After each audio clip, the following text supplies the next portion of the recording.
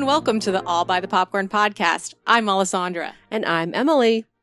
And today we have a really nice setup because I'm going to be talking the entirety of The Crown. I did so much freaking work for this. I made an entire PowerPoint full of the whole entire series of The Crown because it's the best series. It's very good. A little bit of backstory. We were trying to think of a new series to start for each other, and we wanted to kind of like drunk summary some shows that neither of us have seen, which is surprisingly, like we found out recently that I have watched all of Glow and Alessandra hasn't seen any of it. So it's like Glow compared to The Crown. I know, it's very different. But I totally thought that you had seen, like, I always feel like we watch the same stuff, but we don't. We don't, no. So we thought that it'd be fun to, like, do a drunk recap of some stuff that, like, we know each other is not going to watch ever. I mean, I will probably watch The Crown at some point in my life. Like, I should. I know highly I should. recommend it. And I'm going to watch it at some point, obviously. Yeah. But, like, it's totally fine for today if she tells me everything that happens because in a matter of weeks, I'm going to forget. I'm going to forget everything There's that also, happens. like, a lot of characters and stuff, so. Yeah, so it's going to be fun. You're going to see. I put a lot of work into this, and I'm also wearing my new Bridgerton outfit, like, from Primark, my little robe, my cozy robe, even though it's, like, 100 degrees today. Yeah, as you can see, we are currently in the same room together because I am currently visiting Boston to look at my new apartment because I'm moving here. So we decided to do this the week that I'm here, which is now, as we're recording this. Okay, so I think it's time that we take a shot. Yes. Which I got some salt. I got some tequila. Oh, dear Lord. And some salt. I don't know if you want the salt. I might just, maybe. Maybe? How are you? I was just gonna maybe. How are you doing that? I don't know. Just dip my fingers in it, maybe. Okay. Because it's kind of hard. We're gonna take a commemorative shot at the beginning of every episode. I'm not gonna be able. Just so everybody knows, I'm really, really bad at taking shots. I think so am I. I have to take it in doses. I can't do it all at once. Oh, I could do it all at once, but it's... Well, I gave you a really small shot glass, too. You did. All right, ready? No. Okay. Okay. Clink. Clink. Woo. Oh, God. Okay.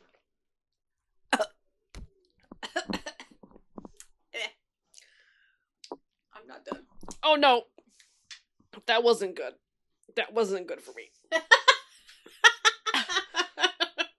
Are you gonna be okay?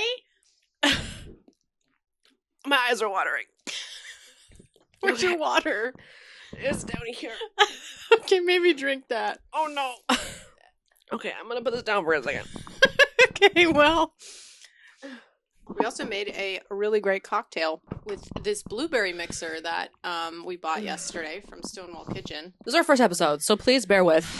We also have the windows open because, again, it's like 100 degrees today. There's dogs barking. There's people outside. I hope that it won't be able to hear it. But we are doing this on, unfortunately, not the hottest day, but unfortunately the most humid day. So we're going to start because it's, as I've said, extremely extensive. So everybody can see. We're starting The Crown. Okay. The Crown. Oh, Alessandra's educational interpretation of the acclaimed Netflix show. Mine's a little delayed. Okay, we're fine.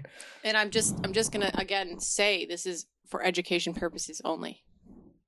What does that mean? So any clips and things that we show is for the general education of everybody. And therefore it is fair use to use and not copyright. Yes. Got it. Obviously, everything is owned by Netflix. Loophole. Okay. Season 1, 1947 and 1955. We have Claire Foy here. She is our queen. Oh, she's here now. This first came out in November 4th, 2016. It is one of the older Netflix shows. I don't know if you remember this, but... 2016? 2016. I know it's been around for a while, but I guess I didn't think 2016. Wow. Yeah. So this is our royal household players here. You can see we've got Queen Mary. She was previously married to George V, but he is not in the show at all. He died. Her sons are King George VI, played by Jared Harris, and David, Duke of Windsor, formerly King Edward VIII. Mhm. He abdicated the throne. Mhm. I don't know if you know anything about this. It Is this the W movie? yes, Yes. W-E. Yeah. Yes. Okay, I know that. You know about that? I know about that. Because he fell in love with this woman, Wallace Simpson. Yes. And she and him were deeply in love throughout Yes. their life. He literally stopped being a king for her. She was Wow. a divorcee and an American. Wow. Yeah. So it was no good. No good. King George the Sixth, also known as Bertie. Bertie. His movie is the King's Speech, which I'll reference later. Oh. Queen Elizabeth is his wife. So she's named Elizabeth, and then their daughter is also named Elizabeth, the first daughter of him, and her sister, Princess Margaret, the younger sister of Queen Elizabeth. She's married to Philip. They got married when they were pretty young. She was like 21 and he was like 25 or something. And his uncle, Lord Mountbatten, Uncle Dickie here. And then Princess Margaret has a thing with Peter Townsend, as we will see. Okay, this is another... Every single season has two of the important characters here. This one is mostly the private secretaries, Tommy Lascelles, Martin Charteris, Mike Parker, Philip's best friend, and then the prime ministers. First half of the season, Winston Churchill, and then Anthony Eden. John Lithgow. John Lithgow. Okay. What a legend. Fucking legend. Okay, episode 1, War Chin Splash. King George is not doing hot. He is sick. And he's hacking up blood in the toilet. That's literally the first thing you see in the show. Isn't that crazy? I've definitely seen most of season 1, but this was years ago. Yeah. So, do I remember it? No. There he is. So she's supposed to be 21 in this. Philip is, he has to basically renounce his titles. He's a Greek prince. Greek? Yeah, Greek. Ooh. Which is really interesting, which is why he's very blonde. And but he's also got German family members. Which is Matt Smith? Yeah, Matt Smith is part Greek? Well, Philip is the prince. Yes. Right. Yes. The person he's playing. Yes. Is part Greek. I don't know about Matt Smith. I don't know what his background is. But she's watching because they have to... he has to renounce all of his speech in a room full of white old men. Mm-hmm. And the king has to say, okay, you're good. Makes sense. And in this scene, he goes up to her and is like, I did it for you, girl. I love you. Aww. And he knew at this point that she was going to be queen. So he really was, giving it up here for her because he loves her. Yeah.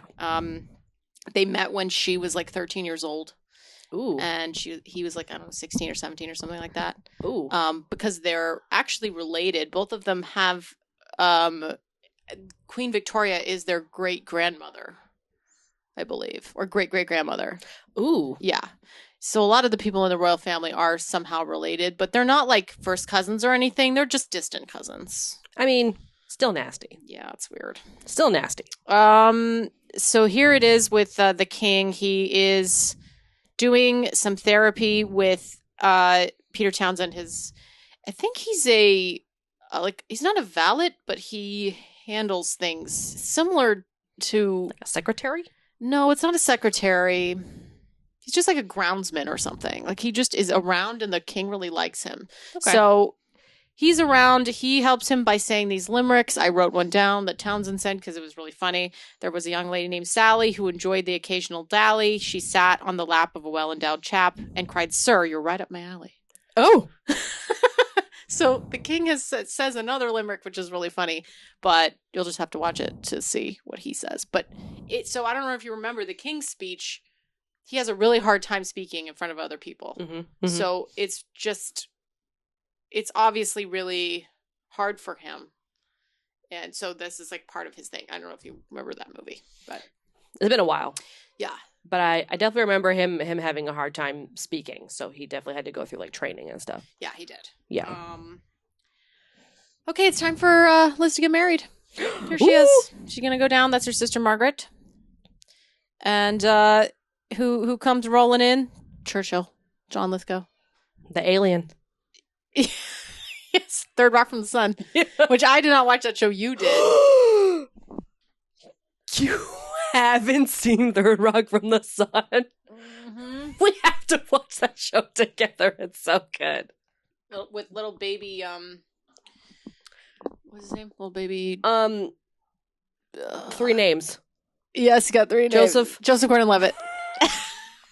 Emily can always get the first name, and I always get the last part of the name. It was like the first name. Once I get the first name, I can figure it out. Like yesterday, we were trying to figure out Julia Stiles. Yeah, Julia Stiles. You were like, I was like, there's a J. Jen. So he arrives. Everybody's cheering because previously to this, Churchill won the war for them, the World War II. Right. So it's a big deal. He's a big deal. He's a fucking big deal. Big ass deal. He's a big physically and metaphorically. And metaphorically. Yes, absolutely. Historically. Yes. So in this scene, we also see Margaret kind of looking over at Peter, as you can see. Oh, yes, I see that little side eye. They're side-eyeing each other. Churchill also... Everybody's kind of like... Nobody really wants Liz to marry Philip, actually. Why not? He's just not their number one pick. Who was their number one pick? It's just not. It's somebody who with less dubious background, because his sisters... Dubious. And part of his family are Nazis. Yeah. What? But obviously he was a kid, so it's like, so he didn't know. He grew up with it. Well, his family's really fucked up. They are royals, but you'll see kind of throughout. He just had a really problematic family life, and he was not very close to them. He was only really close to like one sister. But he knew German. He knew Greek. He studied in Scotland, so that's where he got his education. Mm-hmm. So he has a British accent and everything, but it's a little problematic. So people didn't want him to marry Liz, but she was in love with him, of course.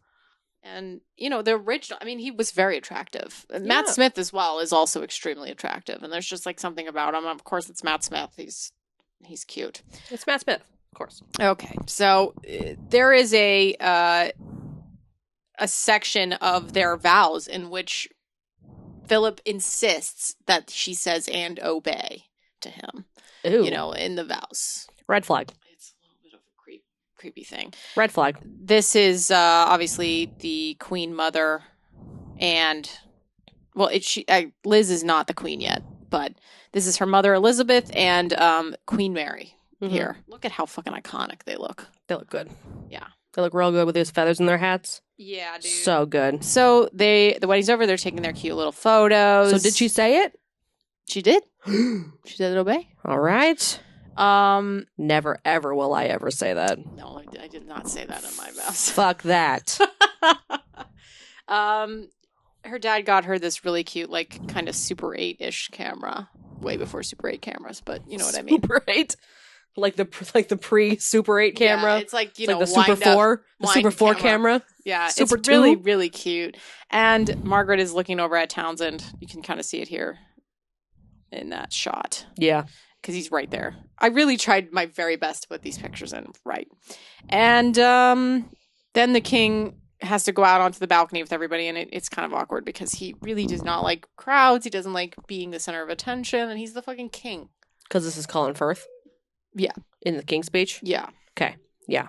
Stage fright. So it's a very common thing. Yeah, it's totally true, and he has a stutter. So, yeah. And it's okay. It's great.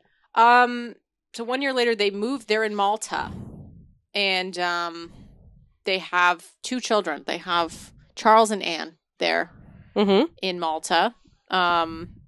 They've got all these cute little, like Philip's like in the Navy, so he's just doing all his Navy buddy things. It's like the happiest time in their lives. Yeah. They're living on a fucking island in the middle of the Mediterranean. What could be worse? Stunning. And then guess who's gonna die? Dad. Dad dies. Remember the hacking up of the blood? Yes. Yeah. It's a little bit alarming. You can see him getting an operation there. He ends up getting one half of his lung, like whole lung taken out. Oh gosh. Isn't that crazy? You need your lungs. He's no good. Can you wait? You I can know remove one whole lung and still just use the other you can lung. live off of one lung. Yes, you can. Isn't that crazy? That's crazy. I think it would be hard to go upstairs after that. Oh yeah, especially your stairs. We've been going up. I live on the 5th floor. We've been going up Alessandra's stairs all week, and by the time I get to 4th floor, what? The 5th floor. 5th floor? No, 4th floor. Oh, It's the toughest one. yeah. And Third then you floor. have one more left. Yes. Every time I get to 3rd floor, I'm like, okay, one more, and Alessandra's like, nope, 2 more. 2 more. And, let me just try to drink this. You need it. Oh, It's just condensation. Okay. Here we go. Churchill is Has a was doggy. reelected as prime minister. So how many times can people be re-elected? As many times as they need to be. Okay, It's a totally different situation than the president of the United States. right. You can be the prime minister as long. So basically, they do vote for whatever party they want to be in office. They don't vote for a person, but they do know who the leader of the party is, and therefore that person is going to get elected. Oh. That's how it works. And they don't have 2 parties, they have multiple parties. There's a bunch of parties. Oh. So you don't that's really fun. know. Well, yeah. I mean, you don't really know who's going to be voting for.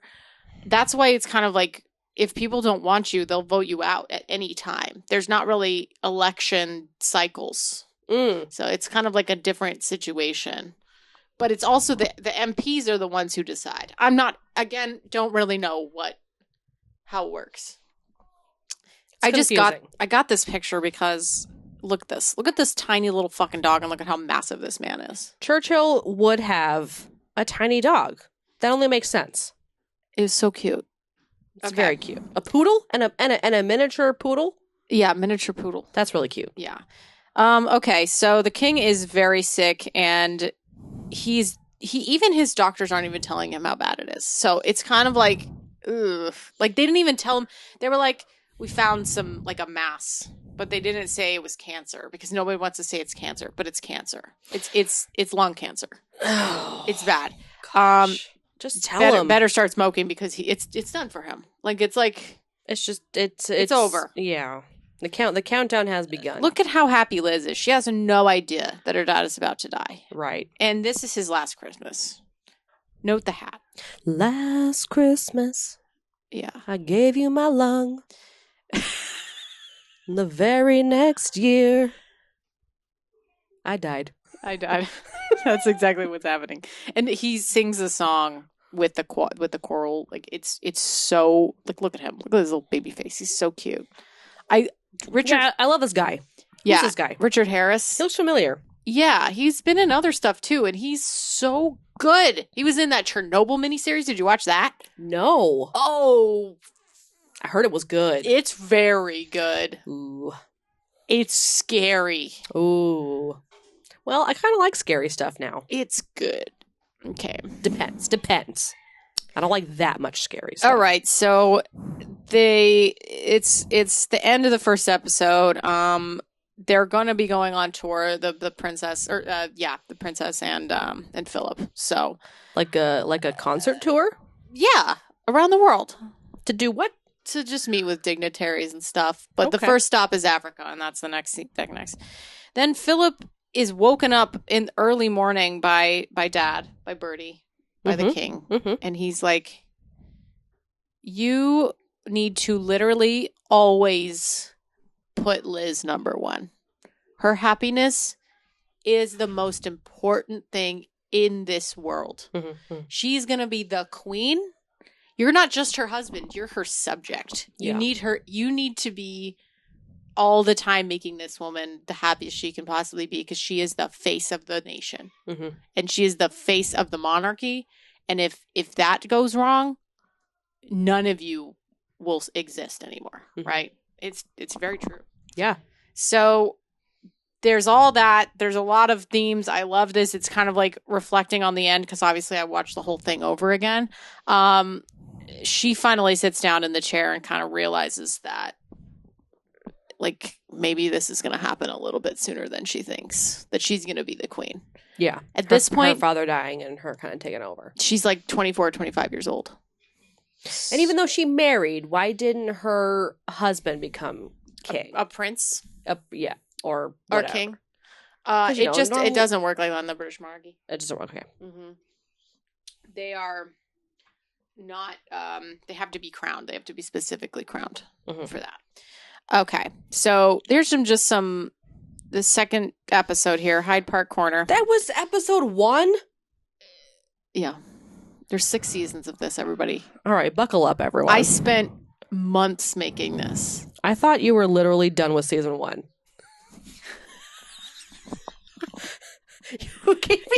You're chatting so much. Like, we really do have to go. I'm sorry. I mean, Okay, am so I they're not on supposed tour. to talk? No, you can talk. I love it. This is what I said. It was going to be a really long podcast. Oh God. Okay, keep going. Keep going. All right. Jesus. They're in Kenya. Philip is like, he comes up to this African Philip is king. racist.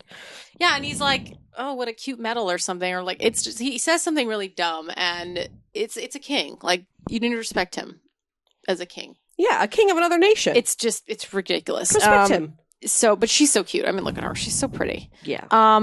So obviously back at home, Margaret is having a affair with Townsend, who is like much older than her. He's like 15 years older than her, 20 years older than her too. Yucky. Yeah, it's not good. But Lascelles notices. See, that's him, Tommy Lascelles. Okay. Yeah. Guess who's grumpy? It's fucking Churchill. This man is so fucking grumpy. Wait. So Anthony Eden is like his second. He is like in his cabinet and part of the party. He is not the. Is this Mr. Knightley? Yes, From Emma? it is. Okay. Yeah. He is really. The party is unhappy with Churchill because he's really, really grumpy. What is it? What? Why? What does that have to do with anything? Just because he's just saying no to things? Or? Yeah, he's just being really like obtuse about stuff. It's just like not good. He literally takes a bath every day and like reads papers in the bath. Well, and like that's his assistant. It's like the bath is spilling over and she's telling him something. Okay. It's wild. Okay. Yeah, and so Anthony Eden asks the king if he can just replace him, and if the king's like, no.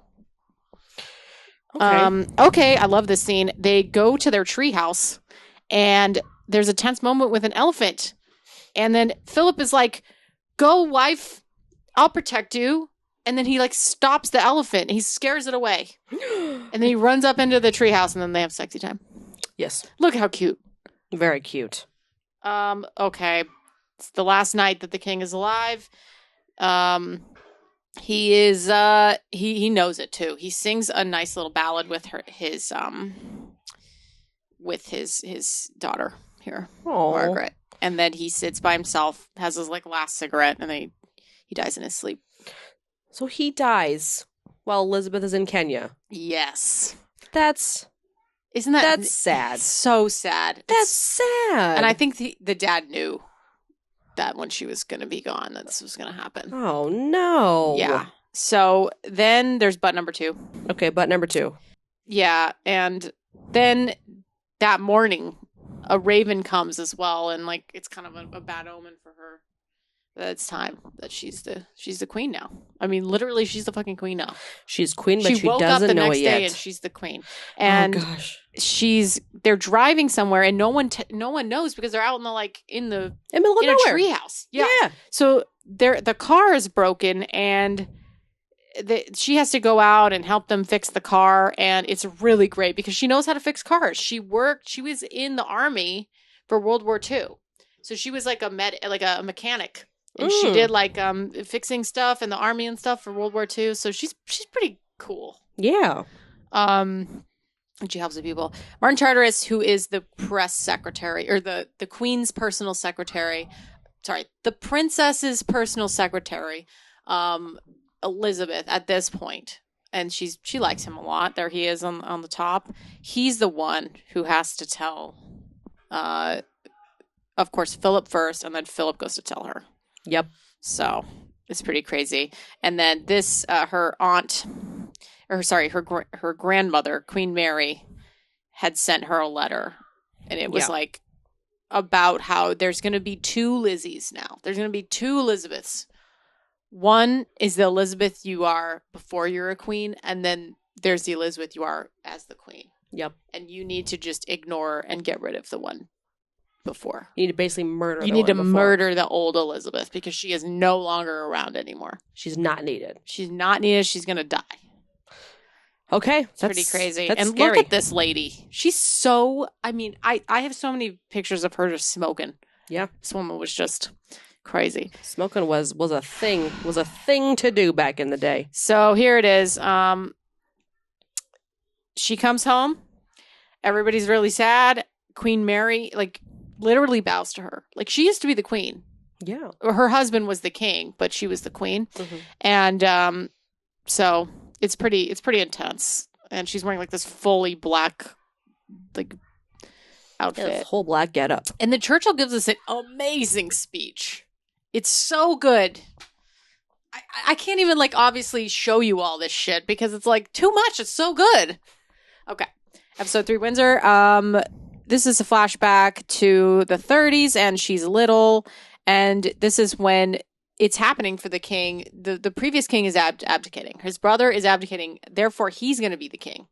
And therefore, Liz is going to be queen. Mm-hmm. And they did not expect this. Like, it's not like you're like, oh, my brother's going to... Like, you don't know this is going to happen. So, he had to be king. Yeah. It's pretty crazy. Philip is a sexy but a little bitch about it. About her being queen? Just in general. Just in general? Yeah. That's the brother. That is the king that used to be. Now he's just David. Yes. And who stepped down. He stepped down, yes. They have the funeral and everything. People do not like David. Then the Mountbatten, Uncle Dickie is trying to get the children to have the same name as him. He tells his friend about it at a dinner party. You can see up there. And he's like, the kids are going to be named Mountbatten. Like the future generation. It's not going to be Windsor, which is what Liz's last name is. Oh. And they have a weird thing about their last name because they used to have end up happening. Well, no, it does not. No. What they ended up having is they basically made the name Windsor out of nothing because previously they were like a German name, and then during World War II they were like, no, you cannot associate with even World War I. They were like, Germans are bad. You cannot be associated with Germans, even though most of you guys are actually come from German blood. I mean, a lot of it is just interbreeding, and it's like the politics. It's messed up. So yeah, like an association as well. Yeah, it's like exactly. They need to be just like British. bad press. Yeah, no, it like, does not look good on anybody. Yeah, like it was not in trend to be German at a time. And in pretty much the entirety of the beginning of the 20th century, it was not cool to be German. Oh gosh. Absolutely not, because all the it just was bad. So they were like, no, we're not going to do that. Also, this is like the first kind of scene where we get Philip kind of mad with little baby Charles, who just won't kick the football. Okay, maybe he doesn't want to. Leave him alone. Well, you tell that to the future king. You got to kick this football, and he's like, no. Maybe Philip didn't really want to talk to his kids until they were 6. That's an inside joke, and I'm not going to explain it because quite frankly, we don't have time. The queen wants to see her husband obviously hanging out with his own son. Okay, so David is being a little bitch, and he's asking his mother if he can have more money. I'm sensing a trend. Yeah, little bitches. Lots of little bitches. Okay, Townsend's wife left him, and Margaret is very happy about this, but obviously they can't get married. Townsend is a divorced man. Ooh. That's the major problem with this situation. But she's very happy about it because, like, obviously she doesn't want him to be with his wife. Because he's free. He's divorced. He's divorced. But this scene's pretty cute because Philip goes in there and she has to hide in the curtains. Oh. It's kind of cute, actually. Churchill's delaying the coronation so that he can stay in power, and Liz is into it only with the name change situation. She's like, hey, can we change my kids' names to Mountbatten? And Oh, Church is she like, wants to change them to Mountbatten? yeah, she wants to appease her husband. Right. I mean, obviously, she loves her husband. Obviously. So it's like, what he asks for a few things. So she's like, okay, we can figure it out. Okay. Okay. And then Churchill's slightly sympathetic to David and his plight. He lives in Paris and he lives a quite lavish lifestyle. And he literally just is on like a, he just gets paid to do nothing. Yeah. He just gets to live there and enjoy his life. You'll see. To be with the person that he loves. Yeah, exactly. Seems pretty sweet. And it's kind of like the first time he realized this, he was like, oh, yeah, Liz, I didn't realize I was just going to like stick you in the line of fire. You're going to be the queen for the rest of your life. He like when he made this decision, he was definitely not thinking about Liz. the future. No, Yeah, he was not thinking about that at all. He was only thinking about himself. Turns out they can't change their name. Okay. It's just not. Apparently. So Philip doesn't like that. It's not even like the royal family has a problem with this. It's literally like fucking parliament. They're like, no, you can't do that. I don't know why. It's just the truth. I don't understand why they do that. It's just, they're just like, nope, we don't like that. So no. Philip has also been actually changing they've been literally like adjusting their house and putting renovations into Clarence's house. And he's like, can we stay in Clarence's house? Turns out they can't. They got to move into Buckingham Palace. Of course, because that's like the White House. He's so fucking pissed about this. He's so fucking mad. Okay, next episode. And just so you know, there's 10 episodes in each season. I don't know how long this is going to be, Alessandra. Okay. We're going to take breaks. Here we go. Take breaks. Okay. Philip really wants to fly a plane. There's something going on at the meteorological offices. This is a great episode. I love it. The grandma's kind of dying. She's kind of going out, but she's smoking like a fucking chimney no matter what. It doesn't matter. At this point, just keep smoking. If it makes you happy. Yeah, there's smoke in the air as well. The fog is coming. Look at this fog. Okay, I think this is where I stopped watching. Really? I remember the really foggy day, and they had to like deal with it. Yeah. And, this is it. And that was it. It's foggy. It's like a foggy week. That's the last part I remember. It's because they had a lot of factories in the city, and it just so happened to be that this like weather phenomenon was going to happen where all the fog was going to descend on the city, and you couldn't see anything, and no wind was going to like take it away. No wind, and then it was just like it was smog. It wasn't even like fog, which is like water. Yeah. It was like smog, which is really bad for you. It's like carbon dioxide. Mm-hmm. Like it's no good. Mm-hmm. People can't breathe. People are trying to drive, which they shouldn't be driving at all. No. This other girl, Venetia, as I saw, she was doing that stuff with underneath in the bathtub scene with Churchill. She's like obsessed with Churchill. I mean, look at her. She's very doting. She's doting. She loves him. Churchill's feeling really kind of down on himself, and she kind of peps him up by reading some stuff from when he was a young man, and he kind of gets him excuse me, back to where he really was before. Like he's like, I used to have a lot of spirit. I used to not be old. Yeah. Churchill's not taking the blame for this, even though he's the one who wanted the inner city power stations to make the fog, and he gets really huffy about it because he's super fucking grumpy. And then Venetia gets hit by a bus. Okay. What? Uh-huh. Yeah. Okay. So then Dickie is meeting up with the Queen, and he got a phone call from somebody named Bobbity Salisbury. I just had to note that. It's insane. A call from Bobbity Salisbury. Yeah.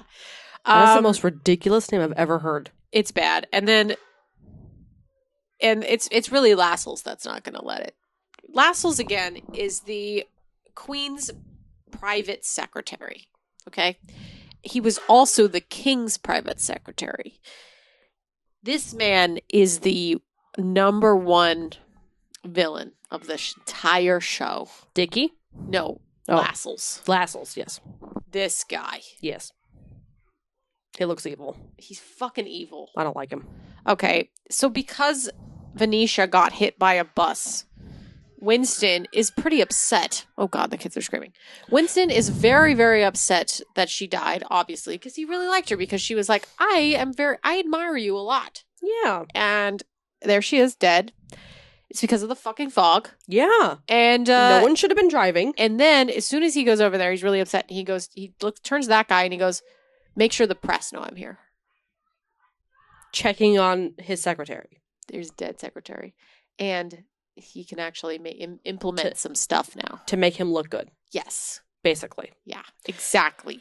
Okay. I Okay, get next it, but episode. like icky. Icky. Okay. This is another flashback. It's so cute. He puts on the cat at his coronation. She's watching him. And she ends up doing it later. It's very, very sweet. Liz really, really wants Philip in front of the coronation committee, and they go to the ballet to see this ballerina here. Liz tells the coronation committee that she has chosen her husband, and the Queen Mother and Lascelles are like, no.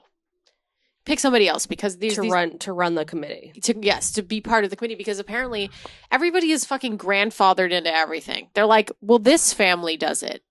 Literally, that's their job. Mm-hmm. And the fact that you're saying your husband should do it is wrong, but she forces it and he does it. Oh, wow. Yeah. So, like, the Duke of Norfolk was literally born for this. Mm. Yeah. And they didn't get to do it. They didn't get to do it. But it's like, this is a lot of the first season is just Liz being like, I want to do this. And they're like, well, you can't. Sorry. And she's like, I'm the queen. And that's her learning that, like, everyone's going to say no to what she wants to change. Because they're very traditional. It's about everything. It's unbelievable how there's a detriment. Well, it simply isn't done. What is that from? I don't know. What is that from? Just keep going, and I'll think about it. Okay, so the Queen Mother and Lascelles are the ones who really conspire here. They're the ones who do everything. David and Wallace have an interview and a photo shoot in their home. David's coming back to see his mom before he dies, and he really still wants to get more money and also go to the coronation. And they meet up with literally like a bishop, and they're like, "You can't come. We don't like you. You shouldn't be there." And Lascelles fucking hates this man. Yeah. The Queen Mary died. Philip wants to put the coronation on the TV. That's it. And he's the lead. As you can see, he's the lead of the committee. He's being really obtuse. They have a big fight because he doesn't want to kneel to her during the coronation. What? But she's the queen. Everyone else has to. Look at him. Why wouldn't you? I know. Okay. Get on your knees, man. I mean, he just thinks that things would have been different. Okay, so David and Wallace are watching Coronation. They have tons of friends. They're always like getting them, bringing them over. There's nothing else. Literally, all they do is host always parties. having like movie nights. Yes, it's constant All the time. He does kneel, and he's a bitch about it. Good. The end is Kneel, David. you fucking bitch. David's playing the bagpipes and he's crying. Oh. Yeah. The actor is really good. Yeah. Okay. Episode 6. Here we go. So here's what's up. Margaret is still dating Townsend. Her sister is at home on tour doing some stuff. People know that Margaret is with Townsend because Figured it out. They figured it out because of one thing where she actually goes and like takes a little piece of lint from his like they were going to do something public, and she like takes a little piece of lint from his like jacket, which is an extremely intimate thing to do to somebody. You know what I mean? He could have said somebody else do it. She does it. So it's kind of like, but she loves him so much. I mean, look at that. She's so happy with him. The lint. Okay. This is the Tuesday Club. Philip really loves. He has a great time at the lunch club. There's a guy that comes up and he shows what's going on from Cairo. He came from Cairo. He's like, this guy is Nasser is like gonna threaten to take over Egypt, take over from like the imperialists and stuff. So it's pretty crazy. But also you can see that Philip is a little handsy. Oh, for sure. He's definitely eyeing this woman over here. Yeah. So they go to the they go out. They're always going out and doing stuff. Liz and Margaret plan a dinner because Margaret's like, "Oh, Liz, I'd really like it if you came over, if we had a dinner with you and me and Townsend and Philip. Just, like a little double date." Yeah. And Liz is like, okay. So she brings him over, and it's awk. Because does Elizabeth know about Margaret and Townsend? Kinda. Philip Didn't know, and he does not approve of it. Of course not. So, Of course not. Yeah. Lascelles obviously does not approve it. He found out about it and then went to Mom. No. And then was like, you can't get married to him. There's this stupid there's like a marriage act that like forbids her from choosing who she wants to marry until she's 25. Yeah. Unless like the queen says that she can do it, but like it's not really the queen. It's mostly like parliament, and it's mostly Tommy fucking Lascelles. Yeah. Okay, so it's a big problem. So she has to wait till she's 25. She's like 23 or 22. So she has to wait years before she can choose who she wants to marry. Yes, and she can marry Townsend, right? Oh, and obviously gosh. and then the queen is like, I approve of this. During the point where she's waiting, can they ever like make her like try to form an alliance of some sort and make her marry someone, or no? No, like she obviously doesn't have to marry who they say she's going to marry. Yeah, that's not like, it's not like that. But like the thing is, if she doesn't do this, she will not get any inheritance. She won't be a princess anymore. If she does it before she's 25. Yes. Oh. She won't get any money. Oh. She won't have a job. She won't be a princess. Right. Which is like, she doesn't want that. No. So it's a major decision. It's a major choice here. Okay. They obviously have this like, they're so upset about it, but they go off riding and they make out. And he gets sent to Brussels. Townsend. Yes. For a while. The queen decides to take him for the last time up to Northern Ireland for like a little visit, and people are like talking only about him, and the queen is like, well, that's not good. Like, I'm here. People need to be talking about me. Right. They don't need to be talking about Townsend and his affair with my sister. Yeah. So literally, Townsend comes back and they send him to Brussels immediately. He doesn't even get to say goodbye to Margaret. Oh. Isn't that so sad? Yeah. Yeah. And she isn't on tour in Africa. So she can't even like go to say goodbye to him. It's pretty fucked up. Yeah. And the papers are all for their love. So it is what it is.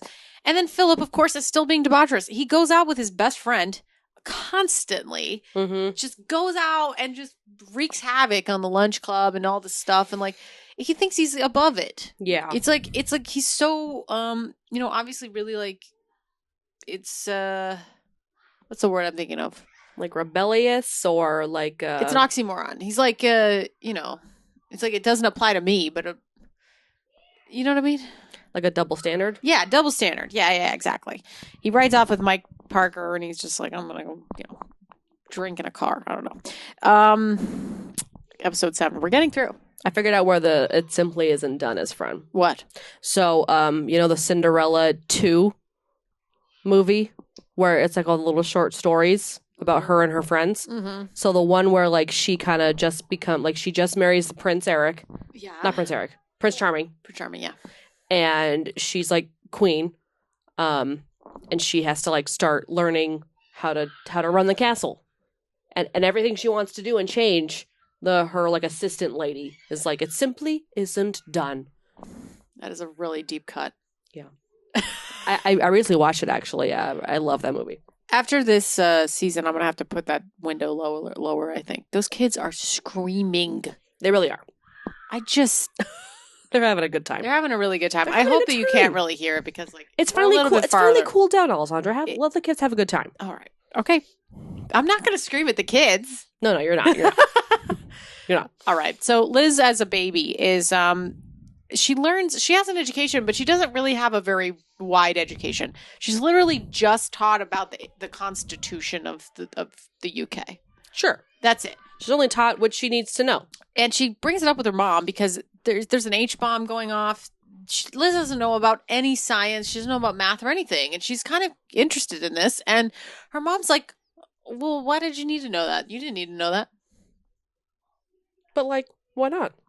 Exactly. And Liz is like, I don't know what I'm talking about when I talk with these dignitaries.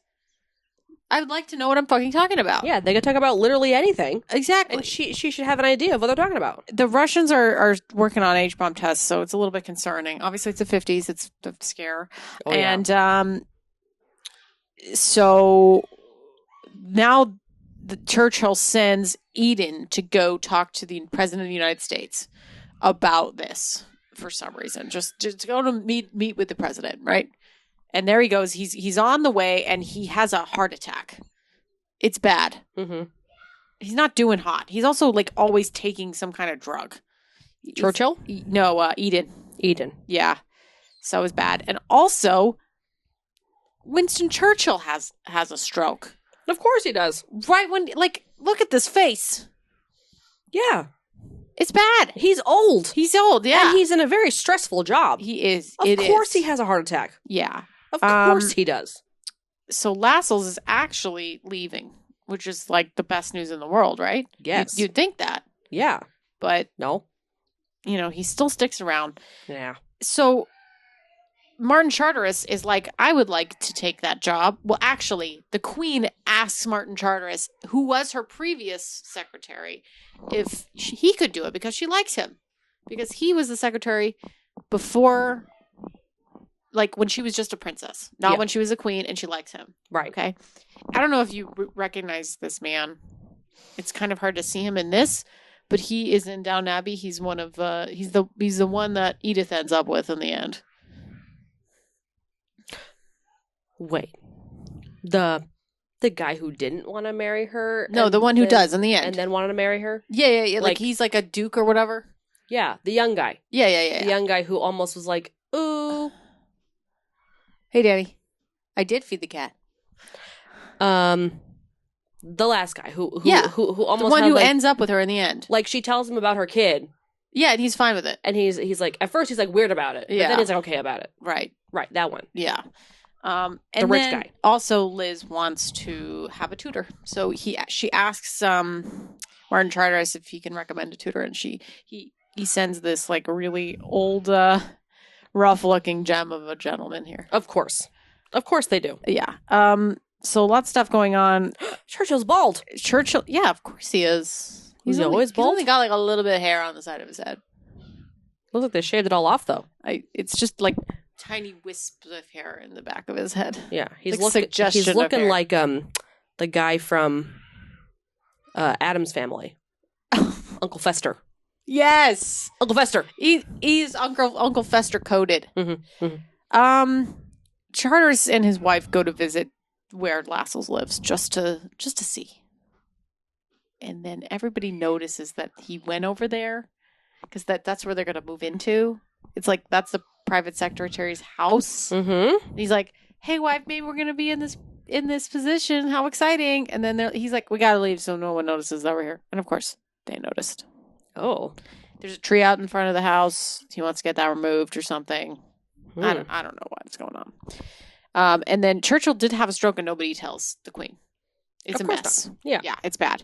And the Queen's why like, would they tell the Queen important things? No. The Queen's like, I'm gonna have the president over, but it doesn't end up happening. Lascelles, of course, knows that Martin wants to be the next secretary, but it's not. He's not in line for it, and they're keeping it from the secret that Winston is like he had a stroke, and the long table is set up for the president, but he actually doesn't fucking count. But look at how insane this shot is. Of this table? Yes. Yeah. It is intense. There's so many things on this table. So then she gets really angry because she's like, I really want Martin to be my secretary. And then Lascelles is like, no, you have to put a dean in as your secretary. This guy named a dean. And she's like, I really want him. And then he's like, that's not how it works. Oh my God. It simply isn't done. It simply isn't done. Oh my God. And somebody else tells her that Churchill had a stroke. And then she gets really pissed at Churchill, makes him almost cry. Look at that face. He's crying. Yeah. And she brings out that she actually needs to know about this because it is very important to the Constitution that she is extremely knowledgeable of everything that's happening in her cabinet. Right. It's like in the parliament, she needs to know what's going on. She needs to know this stuff. It's very important. So she brings out her old notebook as a kid. Oh. Yeah, and look at his face. Oh my God, baby. And then Matt Smith, he came back from like this like tour or something he was doing, and she's kind of confident because she's like got the swagger, and he asked her to get on her knees. It is a pretty sexy scene. Honestly. So he was doing all this stuff because he was mad about what he had to do, but then he's a good lover apparently. Okay. The queen loves him for a reason. You know, it's just he's just kind of a bitch. Yeah. It's like, I mean, I guess as long as he's good in bed, I don't know. I guess that's good enough. Just Matt Smith though, like he's pretty great. Matt Smith is very great. I mean, he's so great. I finally watched him as the Doctor Who. Yeah. But I haven't finished his seasons yet. He's cute in that, but like... He's very good. It's not... Like, I feel like he's gotten better with age. Mm-hmm. Like, when he was younger, it was definitely cute, but I don't know what it is. He just knows what he's doing now. He's very good. Okay. We're getting there. After the end of the season, we'll take a little baby break for you and me. Only after season 1? Yes. Okay. These kids outside are driving me insane. We might have to release this in parts. I don't know, man. I don't know what's going to happen. Okay, so they're on tour now. Or they're going to be going on tour. They're also having they're unveiling a statue of the father, so they're going to have a speech about it. The mother was supposed to do it, but she can't. She's too sad. And she gets like a big old fashion show of all the stuff she's going to take on tour. Ooh. Margaret's very sad because she's, Townsend is in Brussels. Right. And the mother was like supposed to take over the stuff because Laszlo's was like, you should do it. And she's like, no, I'm going to give it to my daughter instead. I would like to just fuck off for a little bit. She goes up to Scotland. And she's a little bit sad right now. Yeah. And like obviously Margaret is still talking to Townsend.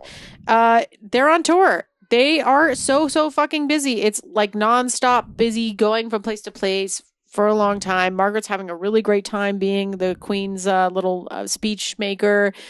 Everybody loves her. She's very good at talking to a crowd. She's so much fun. Yeah. Look at her. She's so pretty. She's cute. They go to Australia and it's like so hot. It's like 120 degrees there. Oh my God. And they have to like, for miles and miles, like go through like tons and tons of streets of people. It's like, it's very exhausting. For a parade. Waving for like hours at a time, right? It's a lot. Gosh. And even kind of like her husband is like kind of like admiring her about it. Yeah. She's being really steadfast about it. And her mother really wanted to buy this Scottish house. The owner literally had no idea that she was the Queen Mother. Oh. He was like, you can buy this for £100. I mean, or more. Well, but the Because house you're the was in queen. disrepair. Oh. And he was like, it's going to need a lot of work. Okay. But she was like in love with it, but she didn't end up buying it. And then the guy realized it was her, and it was a pretty good scene. But the mother just needed to have like her own little time alone. Yeah. Okay. Next episode. So this is Porchy. He's just a family friend. He's getting married to this woman. She's also an American. He's a family friend. He's always loved the Queen. Philip is just being, again, he comes home really late. He's being rowdy about everything. Just being a little bitch. He's being a little bitch. Churchill loves to paint. And he paints a pond in the backyard. He's getting his portrait taken. You're making me really love Churchill in this season. Oh, like, he's the best. dear. He's a dear grumpy curmudgeon. He's the best. You would love him. I love him. I know. I love He's also him. played by John Lithgow. Which is just even better. I love him. I love John Lithgow. Anthony came back from America. Mr. Knightley. Porchy is... Liz and Porchy love horses. Okay, they are like obsessed with them. They breed the horses. They race the horses. They're horse girls. They're horse girls. Oh, and yes. he like his wife is like literally that first scene. He proposes to a girl, and she's like, "But you still carry a torch for her." Ooh, ugh, right? Ooh. Churchill it's his birthday. Look at at all this those cake. candles. Look at all those candles. Because he's like 180 years old. I think he's 80. 180 is what I said. He also the painter that they got for him is a very quiet man. So there's a lot of scenes of him just standing there, and Churchill won't shut up. But finally, the man they connect about the fact that they both have a long time ago, Churchill had a daughter who had died very, very young. So they talk about that. Mm-hmm. He has this painting made of him, and he fucking hates it. Oh, no. He thinks it makes him look really, really old, and he screams at the painter. The poor man is like, it's no good. And so it's time for him to step down. Yeah, he's getting a little senile. Yeah, he is. And the Queen is very sad that he's going, obviously, because it's her very first prime minister. I know, but you can't hold on to this type of stuff. People, he needs to rest. You need to give the Churchill a rest. Yes. So he gives her a little kiss on the forehead. Yeah, that's very sweet. So Philip is very upset because she is close to Porchy. And they have a big fight. Okay. And Winston and his wife have a little retirement party at the palace, and Churchill burned the painting, and it's so fucking dramatic. Oh gosh, so dramatic. So dramatic. Oh okay. My. Last episode of season 1, everybody. Okay. Flashback. David and Wallace are enjoying their youth together, and the king is visiting him and kind of tells the sisters, that his 2 daughters, that they need to be prioritizing their relationship, obviously, because they're sisters and they're always going to be sisters. Have to support each other. Yes, they have to support each other. And it's not going to be easy. Margaret is finally fucking 25 years old. Hey! She's like, I'm going to marry Townsend now. She's so excited. Oh my gosh, so did season 1 take over the years of 3 years? It's only a few years. It's not that many years. Yeah. Because you said she was 22? When Liz started, I think it's almost 10 years. 10 years for season 1? Well, I had it on the first thing what the years were, so yeah, you check it out if you want. So then Lascelles is not Lascelles still. I thought you said he was gone. No, of course he's not gone. He's not gone. He's actually, you can't marry Margaret. You can't do this. You have to be approved by Parliament. Oh, fuck you. Dean calls Lascelles for help because he's grubbed a little pasta drill and everything. It's ridiculous. So Liz discusses the Margot thing with Mom, and Philip and Charles are having a really tense fishing time because they're both little bitches. Antony is still having a bunch of bowel issues and makes the Egyptian ruler feel dumb. So that's that Nasser guy that I was talking about earlier, where it was the Egyptian guy who was oh, I don't really like this imperialist shit, and then he's gonna take over instead. Oh wow, okay. Yeah. So but Antony is not the best ruler. He's not the best, and he's not the best prime minister. So he's kind of being wishy-washy about this dude. He's not the best at politics, in my personal opinion. The way they put him in the show, but anyway, Margaret's fucking pissed. Look at poor Margaret. I know. Philip. Okay. So Antony goes to Balmora. It doesn't go very well. He's Nasser's really having an issue, and she's we'll fix it. It's your fault that this happened. Mom told Philip that he needs to just go to Australia. He needs to do a tour to just let him go and be himself for a little bit before he has to rein it back in forever. Okay. That was her suggestion. That's a weird suggestion. It's very odd. You know what it is? She's just let it get it out of his system. How? Just by being debaucherous with a bunch of men, just being away from his family for a little bit, so you can just really let off some steam. Okay. It's very odd, but he's kind of not so into it at first, but then of course he really likes it in the end. Margaret and Peter hang out again. And by hang out, I mean furiously make out and then have sex. Yeah. Obviously. Yeah. So it turns out that actually Margaret can't marry Townsend. Oh, shit.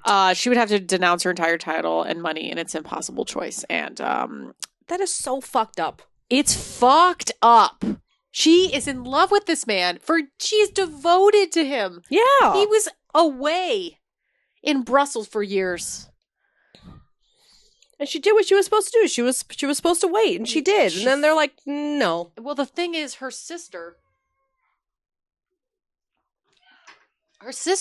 is fine with this. Like, she's like, marry who you want to marry. Yeah. But it's not her decision. It's not.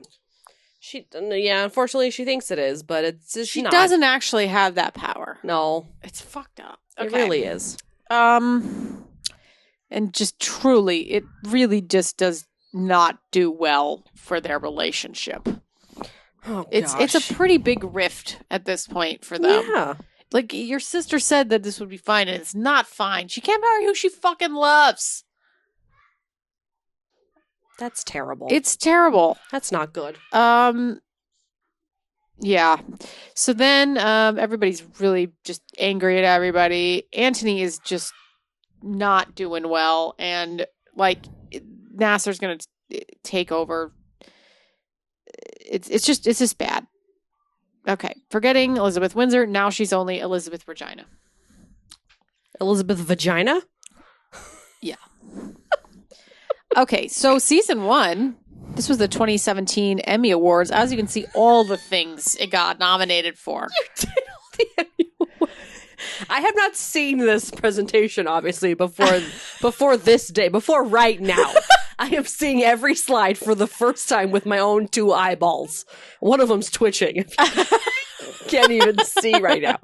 Okay, here we go. Yeah, awards. So there's a lot of awards. I'm not going to read them all out, but they did win for costumes and Best Supporting Actor for John Lithgow for the Emmys. And then the Golden Globes, they won for Best Drama Series and for Lead Actress for Claire Foy. Wow.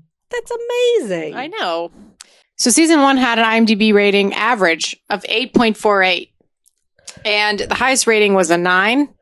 And the lowest was an 8. So that's pretty good. Wow. I know. Really great for a show. Yeah. This is Netflix's most expensive show that was ever made. It is over $130 million for each episode. I actually think episode? I think that each season. Okay. And I think honestly it skyrocketed. Like it went up to like 250,000 or 250 million. Like it was sure. Really, really, really expensive. Because it also became super popular, so I'm pretty sure they got more money. Well, yeah, and it won a lot of awards, as you'll see, but like still.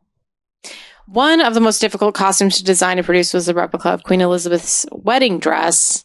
And the bodice alone took a person 3 weeks to embroider, and then the other panels were completed in stages by multiple teams. And the train took 6 people and nearly 7 weeks to embroider. Oh my gosh. I mean, you see it on camera, but like, wow. That's a lot of work. For just like some moments of screen time, you know? Yeah. Like, especially the back. Yeah. They really, really did it. Okay, we're back for season 2 here. So this is from 1956 to 1964, and it's still Claire Foy. Oh. Yeah, so there you go. There's 2 seasons of each. Because as she gets older, the actress changes for Elizabeth. Mm-hmm. Okay. For everybody.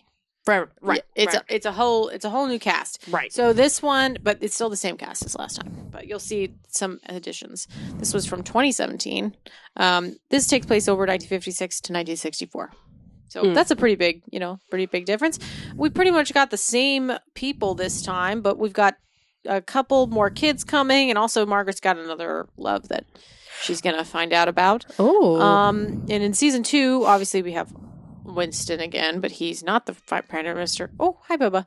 Anymore. Anthony Eden is prime minister, and also Harold Macmillan becomes prime minister. Mike Parker and his wife is a major part of season 2. Martin Charteris does become private secretary at some point, and Michael Adine is private secretary, and Tommy Lassell still is fucking in this show. Why is he still here? This man, he is literally the bad guy. Yeah. Okay. You're watching the cat? I am. I'll try to pay attention. So this is kind of a little mini flash forward situation. She is not even noticing here. No, she doesn't care. I've been trying to get Luna to like me all week, and I've been giving her treats. I need a drink. It's definitely been helping, but she still doesn't give a shit about me. We're in season 2, so we're 1/6 of the way done with this. Okay. There's going to be multiple parts. Don't worry. So flash forward, we're in Lisbon. There was a tension aimed toward the royal yacht about the tensions between. I'm sorry. So the way that I wrote all of these was I wrote them while I was watching the show. So all of these little bits and bops that I've been adding to this. Are you even paying attention to me? Yes. Yeah. I'm not watching the cat.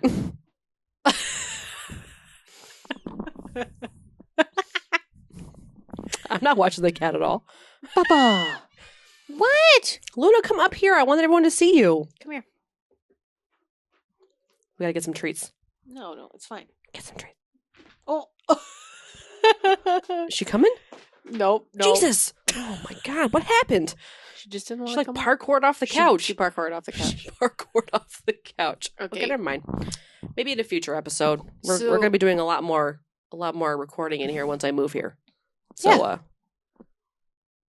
stay tuned. There's going to be a lot of changes happening to our background and just things in general. Yeah. I'm not going to go this extensive in my shows.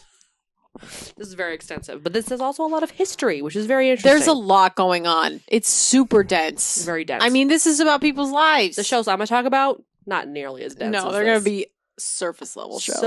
So surface level, so topical. Like these are like basic bitch shows. Like that's basically what I'm going to talk about. Yeah. Okay, so the queen and her husband it's like kind of a little flash forward situation where they are in Lisbon and they're having a row. There's marriage troubles. It is what it is. Okay. Yeah. So we're back in the present day, 56, and the queen and her husband are actually doing great. Nasser is taking control of the Suez Canal, which is owned by the Brits. So it's a big deal. Really? And Okay. the queen got sexed up, which I had to put in here because look how cute. Very cute. Philip's friend Michael is having marriage problems. You could see them there as they are getting on the boat to go to tour. He is coming with him. yeah.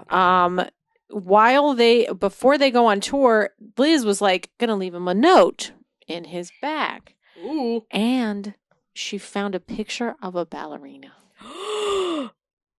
Oh no. Not a ballerina. Not a hot ballerina. Oh no, she's hot. Yeah. And he's about to leave. Ooh. Doesn't confront him about it, but she does stick this note in his suitcase that he opens up when he gets on the boat, and it says, "Always remember you have a family." Yeah, right. Ooh. Okay. Okay, all right. Trouble in the Suez. Okay. Anthony wants to attack them for taking the Suez, and they need to prove themselves. But they do need help from the Americans. They can't do this by themselves. The Americans have all the money. Let's be honest. The UK does not have as much money as America, so they can Really? only do some. Well, yes, Okay. that's the answer. Okay. There's like 100 times more people in the United States than there are in the UK.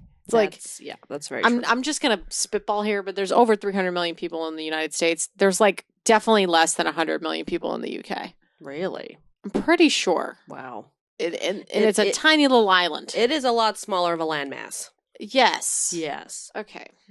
Mike Parker did not telephone his wife for his daughter's birthday. Bad. And Margot is sad and lonely. There's cabinet troubles. Like, literally no one wants...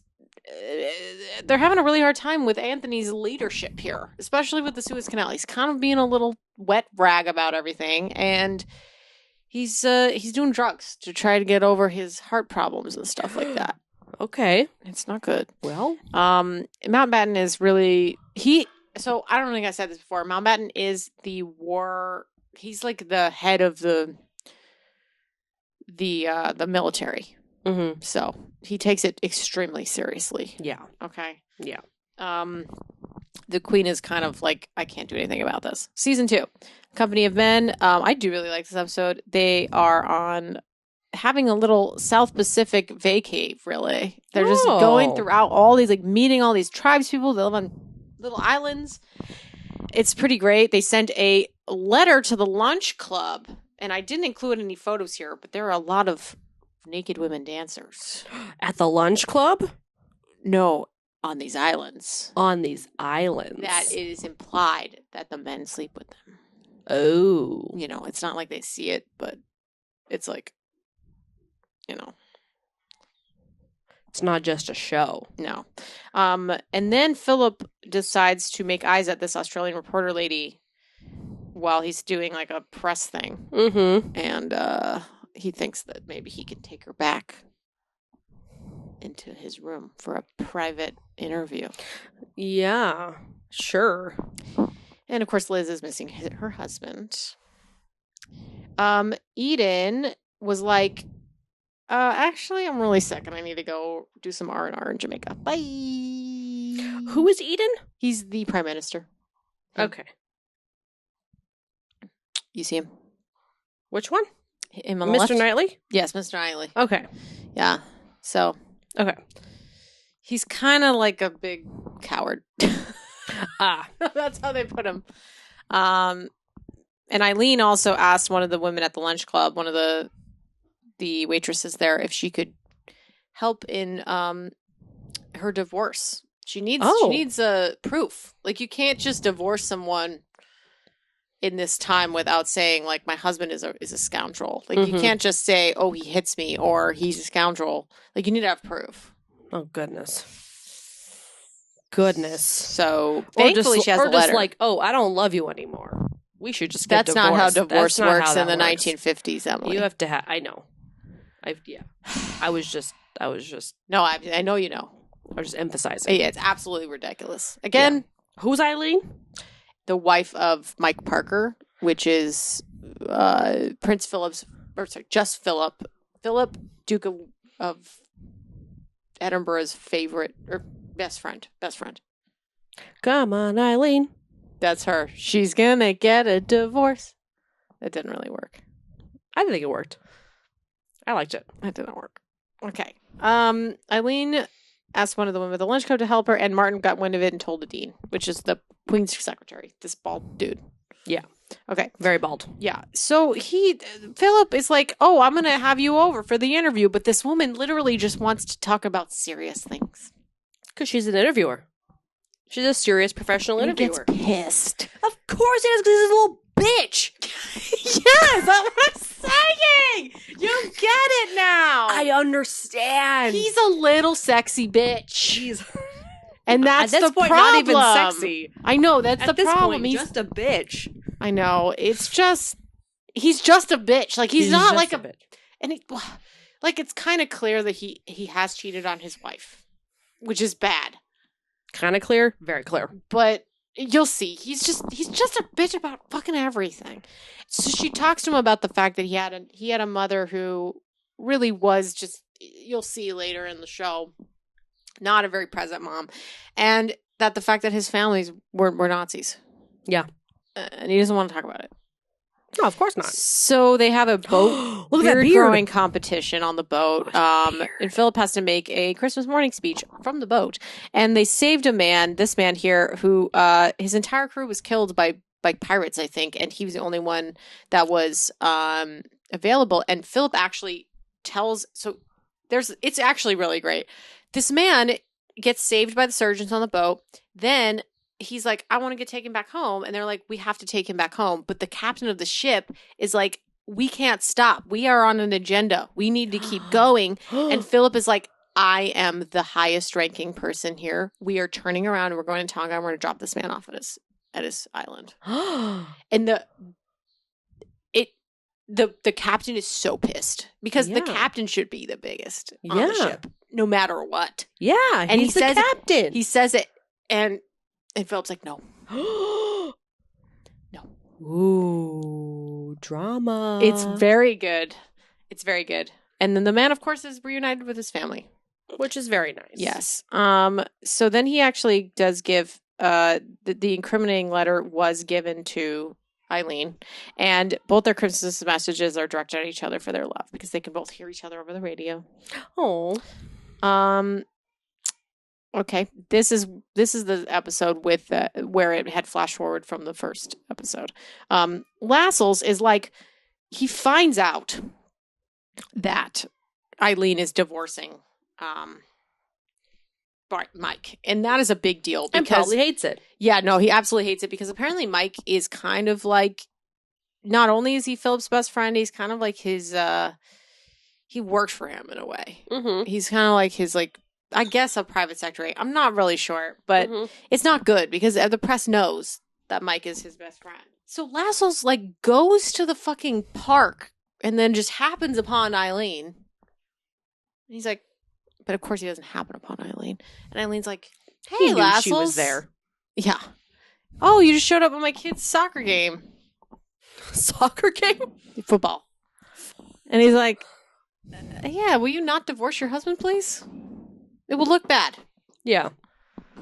But she's going to do it. Yeah. 'Cause she's a badass. Why does she keep going off the couch? Because she has nowhere to go. Okay. Also, they sent videos from Antarctica. They were like the south of Argentina or something, where they're playing with penguins. What? Philip and Mike. Look at that. What? Isn't that adorable? And his family, the whole family watches it. It's very cute. That's cute. Okay, Eden again is like, okay, I come back from Jamaica, and then he's like, I'm actually going to resign. Yeah, it sounds like he doesn't have a grip on this. Look at this man. He looks like he's stressed and he just needs a rest. The queen heard about the letter from Mike from the lunch club, and she has to be prepared for what it says. Which is not great. The queen tried the last ditch effort to go to Eileen in her own home. She literally goes to Eileen's house and is like, what a nice house you have here. Will you please not divorce your husband? And Eileen's like, no. Could you not do that? It looks really bad. The newspapers got a hold of the story and it's too late. They part, and that's when the kind of crazy shit happens where Philip has to go get his wife and they go back to the boat, and on the way they have to just pretend like everything's okay, but like the two of them are seething. Mm-hmm, and this actually happened. They have a big fight on this boat and everybody knows. It's like, can you imagine that they're just like being watched like from this boat? They're like, whatever's happening in there is intense right now. And that's what happened. So they have that big fight, and then the queen is like, what is it going to take for us to not get divorced? What is it going to take for you to be happy? To Prince Philip. Yes. And she gives him a prince title. So previously he was just the Duke of Edinburgh. Now he is the prince. Mm. So he's kind of like, that's how he got his title. Interesting. But actually in real life, apparently he got given the title so he wouldn't have to testify at Mike Parker's divorce proceedings. Oh. I think that's like the real answer. Oh. But in the show, they're like, it's because he was being a little bitch. Being a little bitch. Big theme here, everyone. Being a little bitch. Yeah, he sucks. So anyway, also at one point he says like, you really bow down to all the mustaches.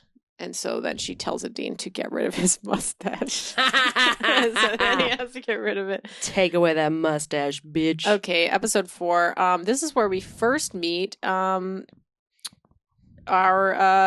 future Lord Snowden here, which is played by, what's his name? I had it in the beginning. Anyway, Margaret's future husband. Okay, we got to keep going. She's jealous. She's very, very lonely and sad. She's going to see her cousin get married. Her friend Billy, who she's known for a while, who's a real lad. This man, in not a good way. You know, he's like a hoity-toity, prim and proper kind of dude, right? Yeah, and just an idiot. He propositions her to get married. She says to her sister, "Hey, Liz, is it okay if I get married to Billy?" And Liz is like, "Yeah, everybody loves Billy. He's part of the upper class, so sure, yeah. Right? You know." But is Parliament okay with this? Yeah, because he's not married, and he's also part of the upper class, so it's fine. Townsend was not part of the upper class, right? And the class system matters here, right? And he was divorced, so. the PM talks, the new PM, which is Macmillan here, he just is blabbing on. They go to see him, and Philip cannot be bothered with this man. Margot is having her self-portrait made. She's very, very sad. Billy was propositioned for a fucking duel. And then he got like a duel. Like, look at this. He got like injured. Oh my gosh. And this is on the morning that like Margaret is supposed to like take him and introduce him to the family and be like, I'm gonna marry Billy. And so that doesn't happen. Yeah. He's like in bed and she's like, I can't believe you. We're not gonna get married. A duel? Those are still happening at this time? No.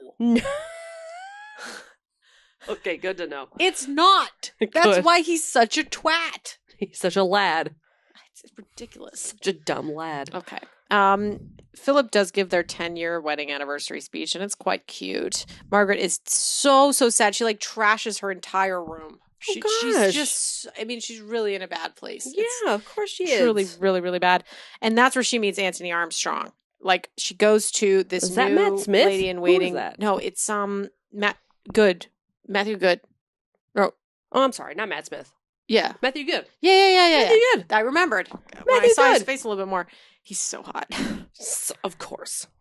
He's very hot. Yeah, because he just has this like swagger about him, especially when he's talking to Margaret. So they're very like well matched in that way. They go to a party and she doesn't know anybody and she's very uncomfortable and he makes her feel comfortable. Oh. Yeah. They look at some pictures and stuff. Then the next day, he's like, well, maybe it's not the next day, but the next week, he's like, come to my studio. I'll take a picture of you. Ooh. And he tries to take a picture of her and he goes, just sit there. And then he goes upstairs and he just clangs things around just to get her all riled up. Like she's just sitting there waiting for him.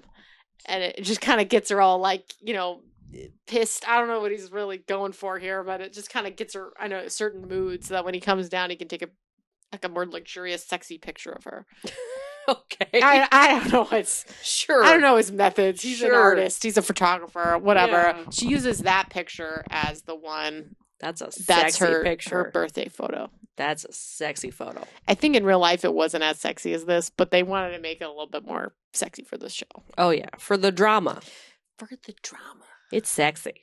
It's a sexy photo. Mm-hmm. That's for sure. So then, okay. This is a kind of, the way I had to do this one was a little bit confusing because it's flash forwarding throughout the episode. Mm-hmm. There's a man who decides to write an article who actually is like a lord who's like, the queen could do better. He's a hater. So they're like, the queen's peer says she's doing shit and she needs to do better. He's a hater. But he's not a hater. He's just the queen could do better. He's you know what it is? It's more of like he's that's a hater. No, he's not a hater. He's trying to give her some constructive criticism. That's what it is. And he's very nice about it. But everybody twists his words and they're like, oh, you hate the queen. And he's like, I don't. I want her to succeed. So in order for her to succeed, she has to do these other things. She has to be new. She has to go with the times. It's almost the 60s. It's the 60s. Welcome to the 60s. Whoa, she does this horrible speech in front of the factory workers that a dean wrote, or her like press people wrote. And it is like, and Martin Charteris is like, dude, this doesn't sound very good. This sounds like you're really looking down on these people. Oh, no. It's no good. That's not good. And she gets a hairstyle and it's ugly. Look at this. Yeah, it's like way, it's way old lady. It's old. Why is it old lady? She's not old lady. Like, do you want to have sex with your husband ever again? Don't get a haircut like that. Shit. Old lady haircut. No. So then this is the man, Lord Altrincham. I can't say it. He's the one who wrote the thing in his newspaper. He's got a tiny little newspaper, and also it's kind of a cute little story. This other writer at the newspaper, or secretary at the newspaper, kind of has a crush on him. It's very sweet. Ooh. She's also in Game of Thrones, this actress. And then he goes on TV and tells the world, I'm just a constructive criticism person. I just want the queen to do better. He gets out and a royalist punches him in the face. And then everybody else in the family and the queen mother is like, good. He deserved it. Because he's a hater. Yeah, because he's a hater of us. And it's just like, and she's pissed. Like, look at her face. She's so fucking pissed. So then, actually, what she does is, I mean, this is obviously not what happened in the show, in the real life, but they put it in the show where this guy thinks he's going to, like, meet with the press secretary. Turns out he's meeting with the queen. Ooh. Yeah. He gives the queen a list of things she needs to fix. And she does implement some of these things. Nice. Some of them are, you need to go on TV more. You need to talk to the people more. And TV's like been a yeah, it's been a thing. Been a thing. Yeah, it's been a real thing. She just hasn't been on there very much. She doesn't do it. She doesn't want to modernize. He goes, you need to like be more apparent, be more like open the world up to your lifestyle. Mm-hmm. People want to see how you live, and they want to see what's going on with you. Mm-hmm. Okay? And so the months go by. Margaret is still seeing Tony. She tells Philip she's been getting her hair done by Vidal Baboon. Ooh. Instead of Vidal Sassoon. What? Do you know Vidal Sassoon? No. What? He's like a famous hairstylist. He makes hair products. Sassoon? Yeah, Sassoon. No. Oh, okay. Anyway, she says it wrong, and it's very cute.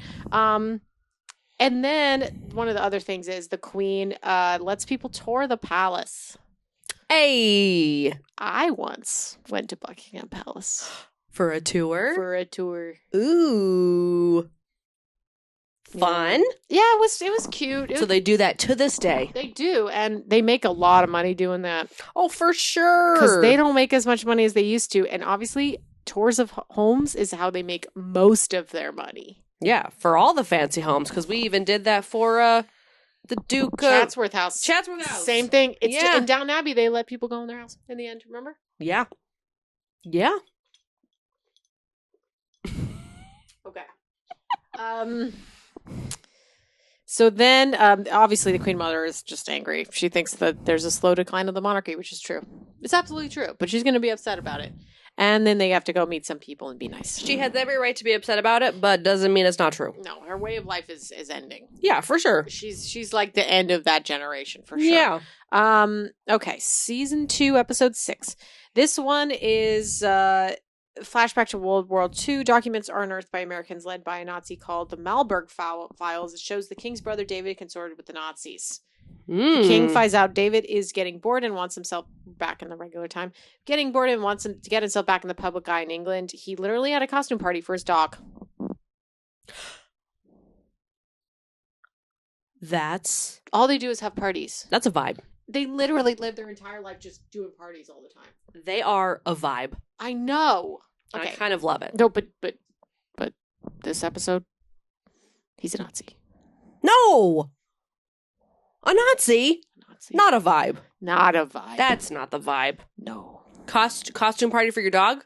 Vibe. Vibe. Nazi? Not a the vibe. Not the vibe.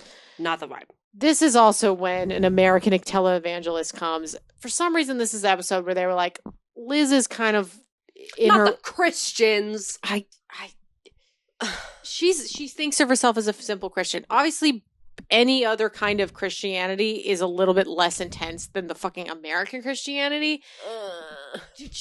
That's the way it is here. Like, we are a way more intense version of like Anglicism and stuff, but she's the head of the church, so she obviously really, really is a simple Christian. Okay. I mean, even in that sense, she was like fine with like Margaret like dating. Like it's a different situation than it is here in America with like really not really as people. Strict. Yes. It's not as like looked down upon. Like not everything is seen as a sin. Yeah, no, that's what I'm saying. Like in America, everything is seen as a sin. Yeah. Just breathing is seen as a sin sometimes. Absolutely. So that's what I'm trying to say. Okay. I still have a lot of throw up emojis. Yeah, okay. Lassel's so Liz goes to talk to her mom and Lassus about like how her uncle decides that he wants to get a job. As I said before, he's like, I want to be part of the British the fabric of my homeland again. I want to have a job. Like, I don't want to just be exiled to Paris. But that's like what you signed up for. I know, but he thinks that bygones should be bygones. But of course, Lascelles and fucking the Queen Mother do not. He thinks 15 years later. It's like 20 years later. 20 years later. 20, yeah. It's like, oh, art, like, isn't that just in the past? Mm-hmm. He literally Have you thinks met the royal family? David. As long as any of them are still alive that have to deal with this, it's not going to happen. Oh, can't that just be in the past? Have you met the royal family, Okay. David? So, Laszlo says David had a plot to overthrow his brother and be king again. What? Yeah. What? No, read that. Read it and weep. Oh, God. Because he, as you can see, goes to the Nazis. There's more photos of this. So if you want to see watch the show, because they have the photos in the end of the show. This is the one from the show. I did not show the real photo. Not the Nazis. But it's literally him next to Hitler. It's bad. Oh, no, And David. this is about the time that he's like, I want a job. And Liz is like, no. David, I understand having like a midlife crisis, but like, don't go to the Nazis. And this was a while ago. Oh. It's like, dude. It's like, you know better. You know better. All right. It was like, literally their plan was apparently to like be like, Hitler, if you overtake the UK and the entirety of Europe and the world, I could be your king in the UK. That was it. That was the plan. I know. It's bad. I mean, that's a pretty solid plan. If I'm being honest. But, like, don't do that. No. Don't his support brother that. and his family would have been killed or whatever. Like, that's a solid possibility that would have happened.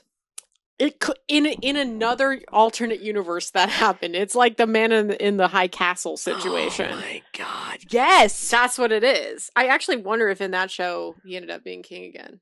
Yeah. It probably is, because everybody knows about this now. Oh my Because God. these documents were unearthed. But at this time, they didn't know about it. That's crazy. So, like, obviously just Liz knows about this, and not the whole world knows about this. Only some people know about That's this. fucking wild. I know. But David. it does get released, because otherwise how else would we know about this? Right. Okay. Yeah, okay, it's bad. So then the next episode, Margaret finds out that Townsend is getting married to a woman that he loves, who's also younger than him, again, in Brussels. Uh-huh. And she's really upset about it. She Sure. goes to Tony's opening of his photo gallery, and she's like, Tony, I think we should get married. As like revenge. Yeah. And then, so here's what's up. Tony, we've barely talked about him. This is kind of the Tony episode. Mm-hmm. He takes his mom out for lunch, and he's like, Mom, should I marry? Like, he's like, his mom only cares about, she's a socialite. She only cares about, like. She looks familiar. She does. Is she from, She's in What a Girl Wants. Yeah. And she's from the original, Pride and Prejudice. BBC. Yeah. She's Caroline. She's Caroline. Caroline Yes. Bingley. She has the bitchiest face. This lady. She's so rocks. good. She's so good at it. So good. Love her. Great face card. Great. So she's always like, she's always just chasing this like high of being like the number one, right? And obviously, and I think Tony's like the younger child, and she doesn't really love him as much as like Tony's older brother. And it's just kind of like clear that she has this is barely what I get from this episode, that she just like would maybe respect him more if he was married to a princess. You know what I'm saying? Like, It's kind of like, you don't amount to anything. What you gonna do about it? Kind of thing. Yeah. There is a scene of him having sex with his friends. Yeah.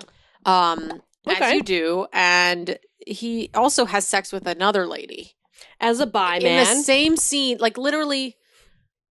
Yeah, it's cute, but like it's just like literally Margaret's like, will you marry me? And he goes and has sex with like 4 people. And he's like, okay. He's like, I got to get it all out now because I can't do it when I'm married. Yeah, he probably would have thrived like on a polyamorous relationship. Well, he was in one. He was in several. He was in one. And then he asked Margaret to marry him because his pressure is his mother. Her pressure is the fact that Peter's getting married. Yep. So it's not a good start. And she wants to like one-up him. Yes. Basically. It's not a good start to a marriage. Everybody knows this. Margaret tells Liz that she's going to announce the engagement. And then Liz is like, well, I'm pregnant. You can't. What? Apparently it's because a thing. she wants to. No, Liz has no problem with this. It's Parliament. It's like fucking Lassells. They're like, you can't announce anything while I'm pregnant. Like, you need to do it after I have the baby. 9 months from now? Well, it's not 9 months. She's like 6 months pregnant or something. Oh. Okay. And then they have this really, really cute scene, her and Philip, where she's like... She's just now having... Oh, no. No, they had babies before. It's been like 12 years. There's a big difference between Anne and the next baby. It's like 12 years later. Oh. Isn't that crazy? Yeah. Well, she had her first baby when she was like 22 years old or 21 years old. Oh. And then, the second one like a year later. And then... Yeah. And then this one like 10 years later. Okay. So this is kind of their second family, as a lot of people have said. It's like their second round. Because there's such a big gap in There's a between huge the ages. gap. Yeah. Wow. But there's this really cute moment where he's kind of joking with her, and because she feels like she's really fat and big because she's pregnant. Because she's 6 months pregnant. I think she's more, but yeah, it's really, really kind of cute. And you see them. I mean, it's just Matt Smith. He's so cute. Yeah, he's very cute. Yeah. So then at the engagement party, Liz is like, these people are just trashy. And Tony's friend, who he's in the threesome with, says she's pregnant. No. And she's pregnant with his baby. I don't know how she knows that it's his, but she knows. And she really is pregnant with his baby because in the future, it never comes up again, really at all. But in real life, this daughter, like I think she had a daughter, never knew that her father was Lord Snowdon, which is Anthony Armstrong Joe's. But it was a threesome with 2 boys and 1 girl. I don't know how she know. I don't know. I think she was just saying. No, maybe the husband was actually just gay, and he never really had sex with the wife, and it was kind of just like a threesome situation where he doesn't really put it in her. You know what I'm saying? I feel like maybe that's what's going on. That could be what's because going on. Otherwise, how else would you really, really know? I guess so. That's what I'm saying. If she's confident in it, then sure. Well, yeah, sure, and it's true. Sure. So anyway, that's bad. And then they tell the queen that he's been having this polyamorous relationship and that she's pregnant. And the queen's like, "Fuck, man, messy." And then she goes directly into labor. She has the baby immediately. It's just like too much stress, and she goes straight into labor. Oh my God. Elizabeth does? Yeah, Elizabeth does. And then at this point, they have 3 months early? Well, it's not early. I don't know. I think she's really I think it's like fine. Oh, okay. Like look at her. She's fine. Yeah, okay. They put her in twilight sleep for 3 of her 4 pregnancies, which means they just pretty much knock her out. Yeah. And they forceps the baby out. Oh. Like with some forceps. Like with some tweezers? Yeah, tweezers for babies' heads. Ooh. It's pretty crazy. Now it's time for Margot's wedding. It's honestly so cute. Philip gives her away and takes her into the car and everything. Look how beautiful she looks. She's so beautiful. Oh my God, it's crazy. She loves it. This is her time to start. She wanted to get married her whole life. Yeah. She was so desperate and lonely, and now it's her day. Yay. Oh. But it's bad. It's a bad marriage. Yeah. It's no good. Okay. This is a really good episode. Dear Mrs. Kennedy. The Kennedys are going to visit. Oh! Okay. F.U. colonialism. The African nations have decided to break from the English entirely and go with the socialists instead. So they put Khrushchev up. Bad call. But ooh. Also, it's like going between a rock and a hard place, really. Mm-hmm. everybody's really, really in on the Americans. Everybody fucking loves Jackie. She is like the number one celebrity in the entire world. Obviously, she's so chic. Everybody loves her. I got married at the hotel where they got engaged. It's a big deal. And then the queen is kind of feeling a little bit dowdy. She's feeling old. She's the same exact age as her, and she looks, a little bit like old. She's got a bad haircut. She doesn't dress the same way as her. She's got an old lady haircut. She's been in this job longer than Jackie. Absolutely. So she's stressed. She doesn't come from like Long Island where they're, I don't know. It's like, It's very different worlds. Very different worlds these two ladies come from. Yeah. They're both from very high class families, but still. Liz is jealous of her, but the president and his wife come in and they don't introduce themselves correctly, and Martin and Nadine are like, they kind of look at each other like, like they call him like Matt. They like, oh, hello, your grace, or something, and that's not what you're supposed to say. Oh, they call them wrong. Yeah, they call them the wrong things. It's just very. Like, it's supposed to be like your majesty. Yeah, or I don't know. And of course, no one tells them, and it's very funny. Oh no! She takes Jackie around and shows her dogs, and shows her like a bunch of portraits in the house. Her corgis. Yeah, her little. She just had like a puppy of like a slew of puppy corgis. It's very cute, and honestly, like, it's a great episode because like you really do get to see like Jackie shine. It's also played by the actress who's in Ted Lasso. Did you watch Ted Lasso? Yeah. It's the actress who's the one that dates Juno Temple in the last season, who's kind of mean in the end. She like breaks her heart, kind of a thing. Oh. Anyway. Oh, the one who like works a lot? Yeah, like owns that company. Yeah. And is like Jack, really rich. I think her name is Jack. Yeah. Yeah. You can honestly hardly tell it's her because it's such a different look. I can't even tell it's her. I know. No, completely not. No. So anyway, and Liz is kind of like, oh, she's actually really nice and cute and a sweet woman. Because I mean, of course. A lot of people are taking after Jackie at this point. Like, I mean, oh yeah, why Jackie couldn't the crown? Yeah, absolutely. She's like the number one, but it's just such a different culture. That's true. American it's just versus not the same. versus British. Yeah. So actually, she heard from this guy who was at a party with Jack and Jackie, who says that she said really mean things about the queen there. What? She said she was middle-aged, unremarkable, unintelligent. Yeah. What? I know. And you're like, why would she say that? That's really, really mean, because in person, she was actually really, really nice. I don't think she actually said that. Maybe someone was just trying to start drama. Well, it came from several different places. So she was like, okay. So then after this, she's like, I'm going to go to Africa my fucking self and solve this problem. Okay. Yeah. She's like, well, I'll show her. I'm not old. I'm not like dowdy. I can do this, right? She's like, she goes to Africa and they're still working with the Soviets, and she slyly asked the king to dance with her, and she didn't tell anybody else. She was like, okay, it's going to happen. Tell her I'm going to dance with her. I'm going to dance with him. And she goes up there and everybody's like, oh my God, the queen is dancing with the king. It's a big deal. Ooh. She uses her femininity to get on their good side again. Yeah. So that she's like, actually, you do want me around. Yeah. I'm a great influence. Mm-hmm.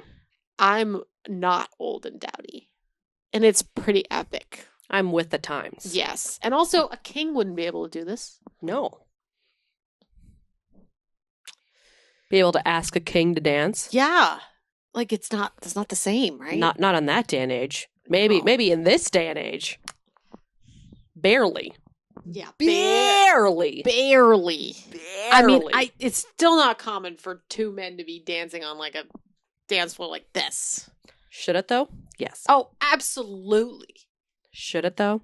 Yes. The fact that like Tony is in a polyamorous relationship at this point is hot. Great. Is great.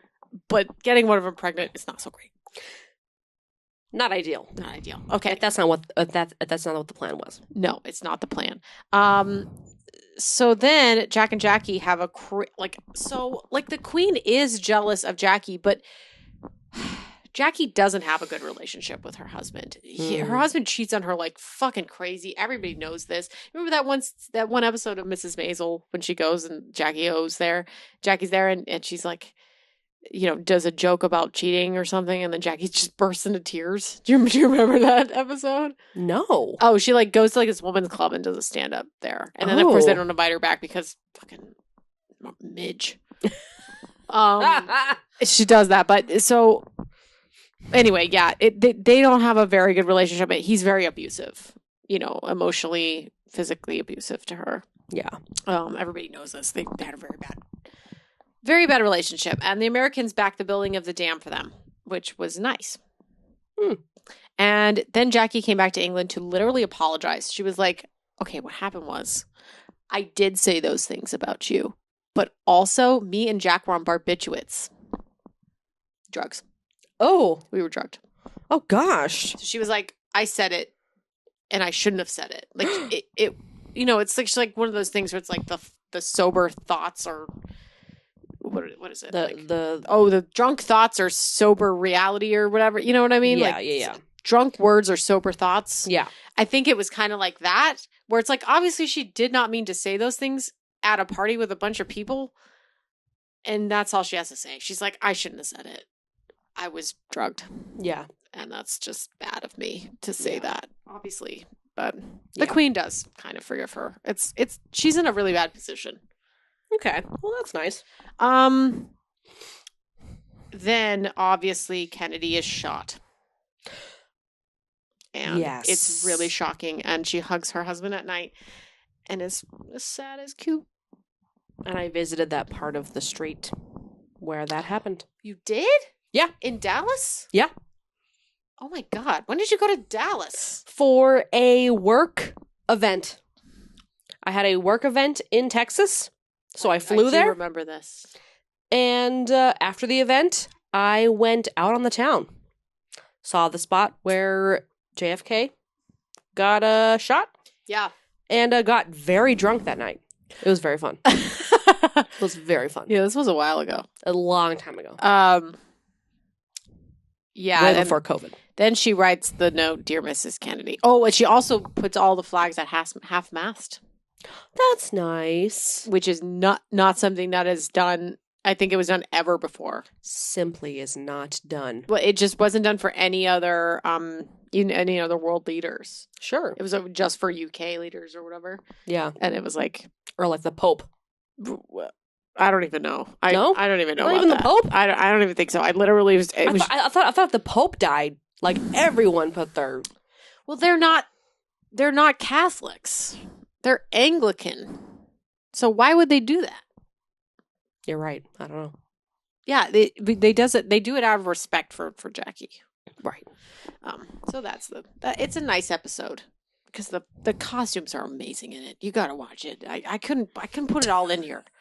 I did my very fucking best to get what I could, but like, my God. Okay, so this episode's all about Charles and Philip. Charles is really struggling. He's a little wimp. He's a little baby child, okay? He's always just been like that. He's not a strong man like his not his husband, his dad, okay?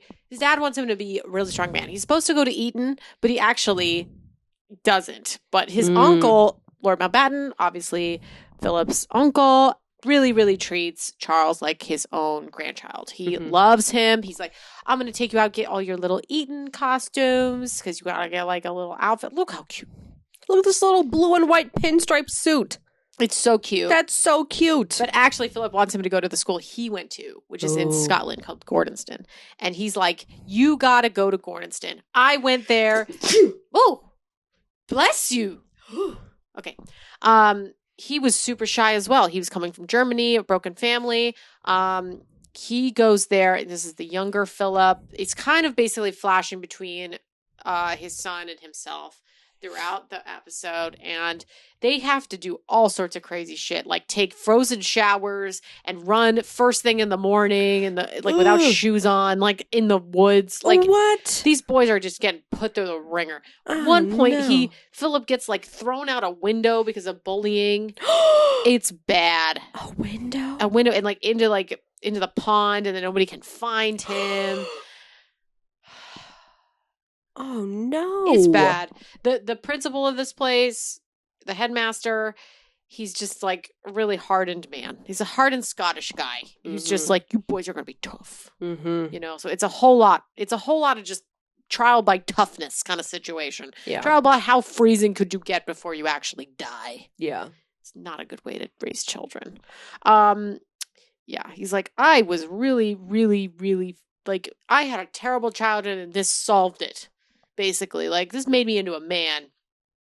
My favorite fucking sister died in a plane crash coming to visit me. Oh gosh. It's horrible. Yeah. His sister who lives, he was married to a Nazi. Yeah. You know, she's pregnant. And she's coming to visit him. He dies in the plane crash. It's horrible. So then he goes to Nazi hell. Like the way that they did this production design is crazy. They like go down the street and there's just Nazi flags everywhere, Nazis everywhere. It's like in Germany. It's crazy. His father right there is this old man here. He's like, it's your fault. You killed your sister. Isn't that horrible? Yes. It's terrible. And then Philip he goes back to school and he works all night to build this gate by himself. And then finally he has to ask for help from the kids because he can't lift this gate by himself. Yeah. Because it's too much. And then finally they all help him. And then the headmaster earns his respect. Oh, goodness. But Charles, so there's this challenge that happens on the campus where they have to like run like 13 miles or something through the woods and like do this like big whole like hike situation where they have to run. It's like it's really hard. It takes like hours, right? Yeah. Charles, he fails it. He just gets too tired and he just hides behind it's like a tree. half marathon. Yeah, it's like a crazy route through the woods. Yeah, it's really, really bad. And like it's really hard. And all the other kids do it except for fucking Charles. And his father has to give a speech at the end for all the kids who are done. And his son's not there and he's fuming. He's fuming. He had to get saved. The little baby prince had to get saved. It's not good. It doesn't look good. He's a wimp baby child. I mean, I would not put my child through this, but like, my God, it's so sad. It's so sad. Oh, God. He gets so upset. He's flying and he's like, there's some turbulence and Charles is crying. It's just bad. Yeah, because he got yelled at. And literally, okay, I think I might have gone past this before. And I'm like, Anne should be queen because she's the tough one. Yeah. She's always been tough. Yeah. And when Charles sends his own son to school, they go to Eton. They do not go to this Gordonston school because he's like, I'm not going to put my own children through that. Yeah. I mean, at least he has that, like, he has that sense of being a father, you know? It's like, don't do that. Okay, I think I might have glossed past this, but literally Philip at one point says to Liz, I will divorce you if you don't send our son to this school. Isn't that insane? I think I might want to. Yeah, that's it. So, like, truly, he's like, I'm going to go back so you can see. Oh, it's this shot. Look at her. She's like, what? Yeah. He's like, I will divorce you if you don't send our child to this school. Isn't that crazy? Yeah. Okay. That's the side of Philip that everybody, that's the bitch side. There's the nice romantic side and there's the bitch side. I mean, we've seen many bitch sides. Okay, finally we got to see episode 10. And then we'll take another break. Okay. So this is again about a scandal called the Perfumo scandal, where this man, he's the Minister of War in the UK. He was implicated in being a spy for the Russians. Mm-hmm. There's this call girl who's the one who implicates him. Okay. I don't know how it ended up working, but that's what happened. There's this osteopath named Stephen Ward who is also possibly a Russian spy or involved in it somehow. The beginning of the episode, Philip cricked his neck. He goes to the osteopath. He sees that the osteopath has a bunch of photos of naked women, of things like that. And he's like, oh, maybe this guy can get me in touch with maybe some other women or a party or, you know what I mean? It's like, getting connections. Get connections, right? With his scandalous side. Yep. So Margaret and Liz are both pregnant, and Margaret is getting her entire house redone, so it's really loud. And Margaret also thinks that there's this mystery man on this photo of this party. This is the implication of the party. The Profumo scandal comes because there's this party where the call girl was, and that's where the Russian spies were, and there's a photo of it. And they don't know who this man is. Okay. So Margaret's like, are you sure it's not your husband? Because it's like Philip? Yes, Philip. Yeah. They're like, he might have been at this party. Obviously, Philip is not a Russian spy. But the fact that he was connected to a guy that was a Russian spy, but Yes. also had at access a house to parties. with call girls and Yes. stuff. It does not look good. No. So anyway, Liz has to go rest in Scotland because she has a high-risk pregnancy. This is her last pregnancy. Oh. She's like 40-something, so... Or no, not even that. She's like 30-something, so she has a high-risk pregnancy. Ward actually ended up killing himself, the osteopath, because of the scandal. Ooh. And they go through all of his stuff, and they find out that there is a picture of Philip here. He did a drawing of Philip. So he knows him. Well, people, yeah. He it's knew the him. osteopath, yeah. They He have knew proof him. now. Yeah. You know, that's not good. Margot and Tony are already kind of started hitting each other. Surprise, surprise. And Philip was over there chatting with them. Okay. So Macmillan is resigning because he's like sick. And people don't really like him. And there's like this whole big, his wife hates him. She's having literally an entire affair, not even under his nose, in front of him. And everybody knows about it. And she's having an affair with this man. And she's like, I'll stop. And he's like, you're never going to stop. Oh, gosh. It's horrible. And there's this whole big, like, kind of raunchy show that they put on. And it has, like, news of the world and stuff. And they do a little Macmillan bit. And he goes to see it. And everybody's laughing at him. Yeah. And he can't take it. He can't take it. And Liz is like, fuck you, man. Like, another one resigning because of health issues? That's fucking ridiculous. What is up with these old white men? They're old white men. With health issues. With health issues. So they're old. Get some young people in there. Yeah. What are you doing? Yeah. So we're in the end of the show, of this cast. And Liz and her husband are rounding out their marriage troubles as we speak. She's pregnant. He's like, they hash it out up in Scotland. She's like, what about the ballerina?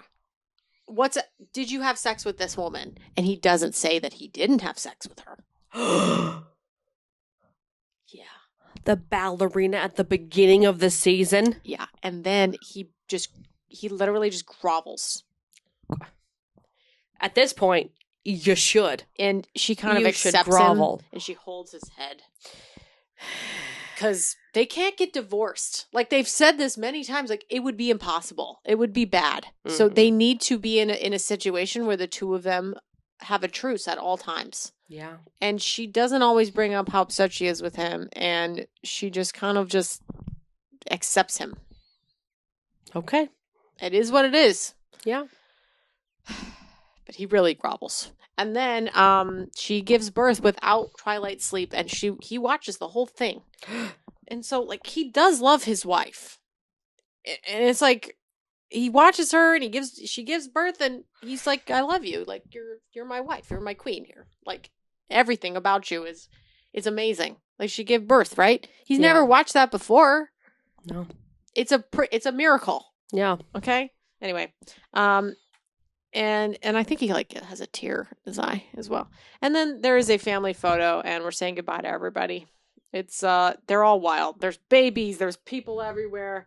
I mean, there was way less people before. Now there's even more, and they're all just nuts. And she's just, I love this shot because she's just sitting there like, like, oh my god, okay, yeah. So season 2 also had a lot of Emmy nominations. It won the costumes for Dear Mrs. Kennedy. It won directing. And it won lead actress for Claire Foy at the Emmys. Hey! And then it also just got nominated for 2 things that year: Best Drama Series and Best Lead Actress. Wow. Yeah. Season 2 trivia. Okay, here we go. IMDb rating of 8.52 out of 10. The highest episodes were 9.1s, and the lowest episodes were 8.1s. So actually slightly higher. Yeah. And than season 1. And Queen Elizabeth II was known for her love of corgis, and the success of the crown has apparently contributed to their popularity. The Pembroke Welsh Corgi is no longer listed at risk by the Kennel Club. According to the International Dog Registry's website, interest in corgis soared by 22% after the second season aired. Makes sense. They're so cute. Corgis are very cute. Yes. So we're going to take another break because I have to go. I'm making another drink and stuff. So I need a drink. Yeah. I need to eat some food. Yeah. I need to pee. Okay, we'll be back. Drink some water. Okay. All the things. And the changing of the guard. We've got a new queen. A new one? A new one. I'm not ready. Season 3, 1964 to 1977. It's Olivia Colman. This was from 2019. So it took them a few years to get through the seasons and then eventually to 2019. Yeah, because 2017 was season 2, right? Yeah. Wow. I don't know what happened here. Olivia Colman. We got new characters. There's more going on here. So she's a queen. Her mother is still alive, Queen Elizabeth, and her sister, played by Helena Bonham Carter. What? Yeah. What? It's good, Emily. That's crazy. It's so good. And there's her husband, her uncle, and her aunt, Wallace Simpson. Her husband is played by Tobias Menzies. Okay. Remember him from Outlander? Yep. Outlander, yep. Yes, he's a great actor. Yep. His uncle is played by Charles Dance. Yep. And then his mom also shows up in this. Okay. And then their son, Prince Charles, and Princess Anne. And of course, their two sons. Josh O'Connor from Yeah. Challengers. Yes. Wow. This. Okay. I'm very excited to talk to you about this. Okay. Other important characters, other prime ministers, Harold Wilson and Edward Heath, Camilla Parker Bowles and her husband, Andrew Parker Bowles, Harold Macmillan, Martin Charteris is the private secretary, and Michael Dean is also the private secretary at some point. Both of them are, Dean steps down and Martin Charteris goes in. Yeah. Okay. Here we go. It's Olivia Colman time. Woo, woo, woo, woo. So excited. So she's the new queen. They have to put her on the money. So like she's changing. And so basically it's a picture of, there's a picture of Claire Foy. There's a picture of Olivia Colman. They're like, you're aging. You look real different now. So really what people realize is that some of these characters end up really not looking exactly like the real people do. But makes sense. It's for the actors. Like the actors are worth it. They give the vibes of the characters. Doesn't necessarily mean that they need to look exactly like them. It's kind of the point. Yeah. Wilson has won the election, and people are like, he was born in Russia, and they're like, he's got a dubious past. Anyway, back to this Russia situation. Poor Winston is dying, and the queen goes to see him and talks to him for the final time before he dies. Oh, no. Yeah. Oh. Still played by the same actor, obviously. John Lithgow. Yeah. Margaret and Tony are really not doing well. Margaret literally just wakes up at like noon and drinks all day, and that's her life. She really doesn't do much else. Not happy. The queen has a royal art curator, and she has a cute little conversation with him. Okay. So the family has a little birthday party. It's very cute to see them very casual. The CIA got wind of a senior KGB mole at the top of the British establishment. Oh no! CIA came to the queen, and she thinks that Wilson is the Russian spy. Oh, but it's actually the art historian. Surprise face. Dun, dun, dun. Everyone has to pretend like they don't know who it is, and they go to the art gallery opening with him, and it's tense. And he even brings up the perfume scandal to Philip, and it's like, I'm going to expose you. Oh. Oh. It's really awkward. And then he keeps his job. Keeps his job? Because they don't want it to escape that there was a KGB mole at the center of the British monarchy. Oh my. So they don't tell anyone about it. And they let him keep his job. So it's like they just buy his silence for not exposing them. They're literally like, oh, we don't want to say anything about it. It's better than saying anything about it. We don't want to look bad. Yeah, right. It's terrible. Ugh. Okay. This episode is great. It's all about Margaret. Margaret at one point wanted to be the queen. They were kids. She's telling her sister, I could be a better queen than you. Why don't you ask Lascelles if I can be the queen? And her sister's like, yeah, I don't want to be queen. Margaret is going on a little tour in America. She goes to like LA. She goes to the capital. She goes to like the desert. She's bringing her husband with. Everybody loves Tony. Everybody loves him. Of course they do. Yeah. Because he looks suave as fuck. He's suave. He's sweet. It's Tony. But of course, they're not happy. No. So it's not working out for Margaret. Yeah. The president doesn't want to support the Vietnam War at this point. I think that's what's going on. I don't remember. There's like this political situation where Johnson does not want to support the Brits because he took over for Jack, and he was like, he's quite a conservative dude in a way, and so just like he's just like old fashioned in that way, but he's also American, so he's not hoity toity. It's kind of a different vibe, and he's also a little bit intimidated by how much people loved Kennedy. Okay, and that he kind of had to fill in for him, and it's like, right, he's not as good as Kennedy. It's kind of filling some shoes. Exactly. That he maybe can't quite fill. Yeah. He, like, literally the Queen is like, well, just invite him shooting up in Scotland, and he's like, no, I'm not going to do that. Okay. Yeah. And she's like, what? He declined? The president declined? Going shooting in Scotland, yes. Okay. Well, all right. The Queen asked her sister to go to meet with the president instead to try to get him on their side. Oh. And she's like, I'm busy. Like, I got to go to New York. My husband's launching a book. She's like, can you please? So she has to do it. Okay. And then Margot goes, and it's a fucking success, of course, because she's the light of the party. Like, she's everything. They have a limerick contest, a drinking contest. They play piano and sing together. She kisses the president at one point when they're singing. It's so cute. Oh, my gosh. Literally, like, they're just, like, she literally gets up to him. She's singing with him and then kisses him at the end. And it's like a little peck, and everybody laughs. Oh, my gosh. It's truly, like, a great scene. She kills it. Because she's really good at parties. Right. She's a real hoot. She is. Like the president is really in on it. And then they give him the aid. Okay. And then Margaret is just sad because like this is her life. Like she's in a bad marriage. She's always wanted to be the queen. Like she always wanted to have more of an effort in her life. Yeah. And it's just like her role is just kind of not that way.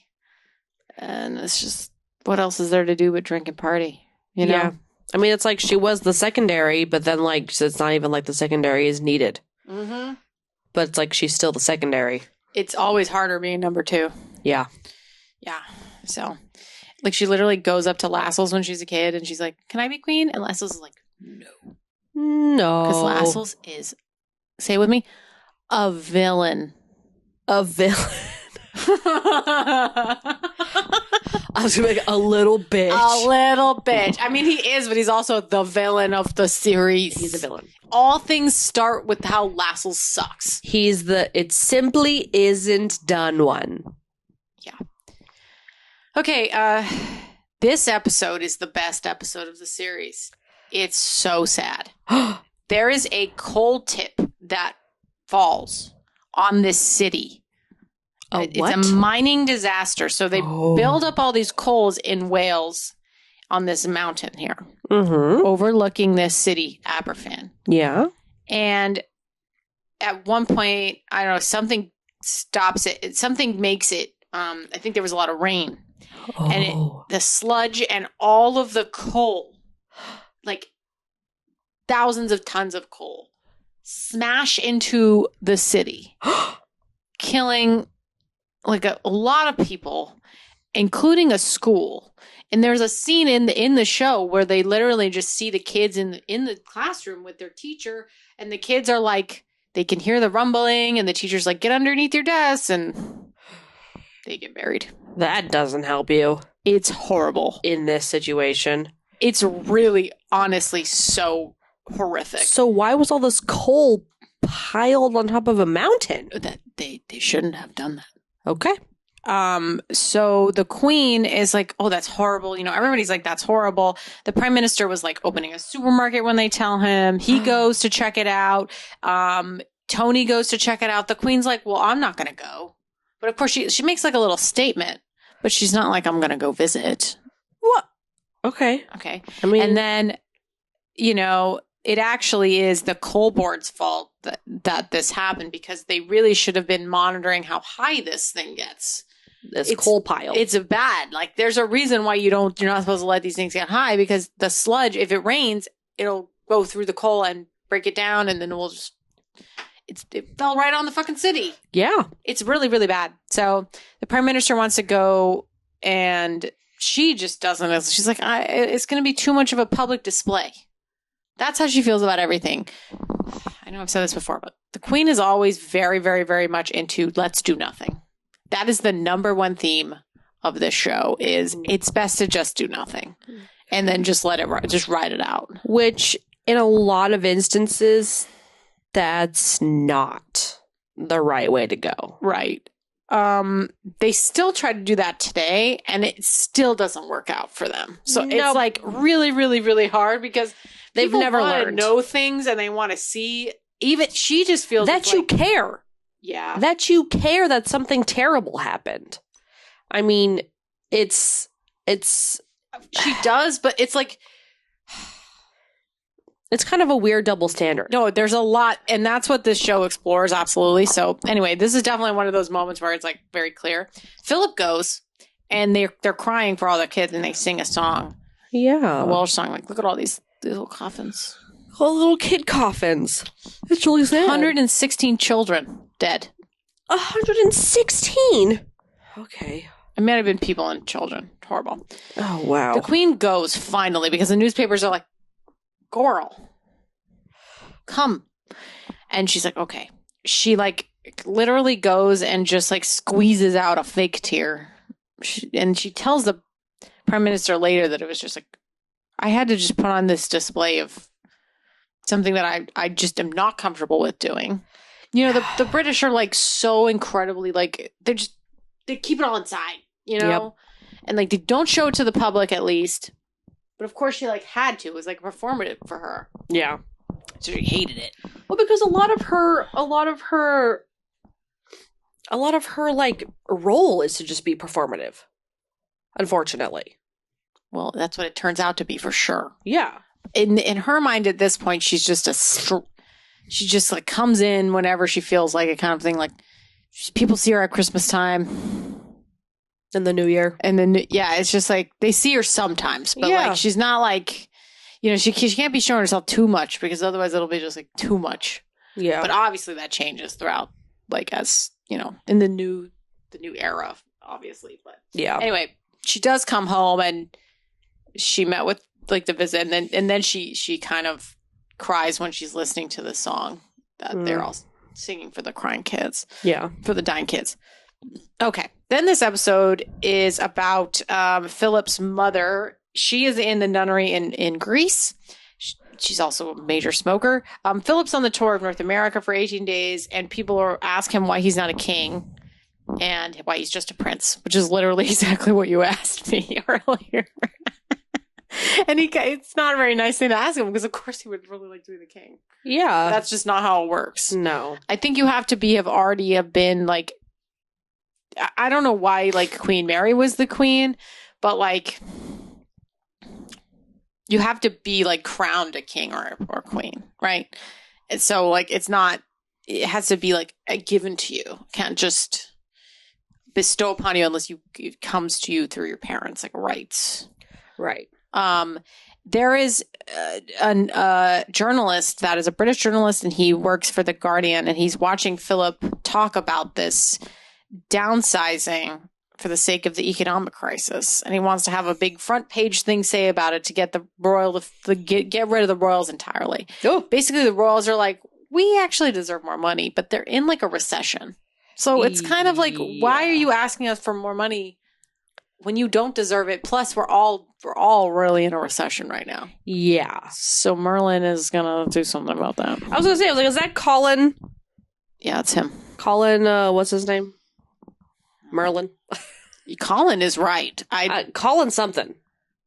Yes. I don't remember. Colin.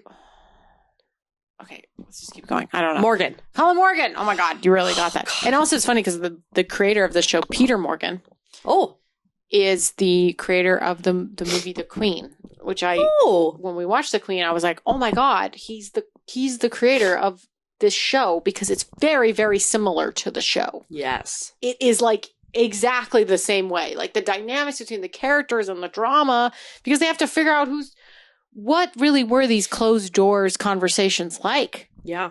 Right? Yeah. It's a lot of creativity. Sure is. Because you don't really know what happens. No. Anyway, I love it.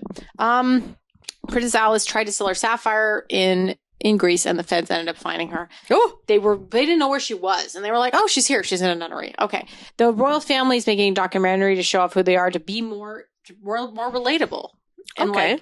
I made look at this image.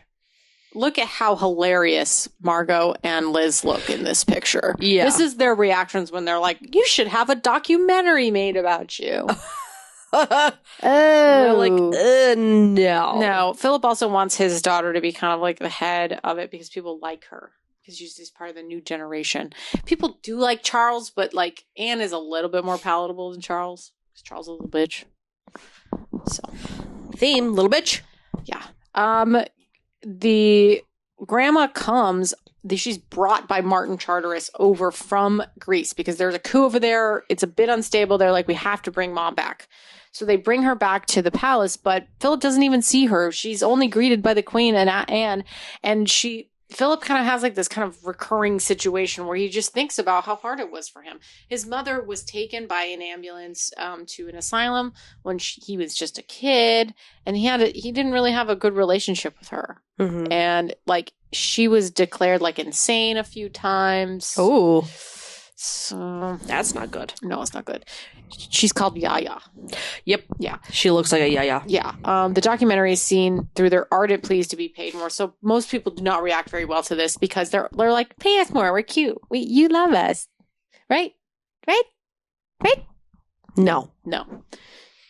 Merlin is not about it. Absolutely not. No. And so what they do is they're like, we actually would like to interview Anne. So, like, at least, like, for Prince Philip's, like, Anne, I got you an interview with The Guardian. Just talk to this person. Like, make the people like you. They like you. They like you more. So you talk to them. But then Anne's like, yeah, go out there. Go talk to the guy. Yaya? Yeah. Okay. So Yaya takes him back into her room in the back. And, it's in a wing that no one ever goes to. And she takes him back there, and he interviews her. And she's like, well, they declared me insane. They took out my uterus. They did all these things to me. They treated me horribly. She's just like talking about, like, not obviously the royal family right now, but like the previous family that she was part of.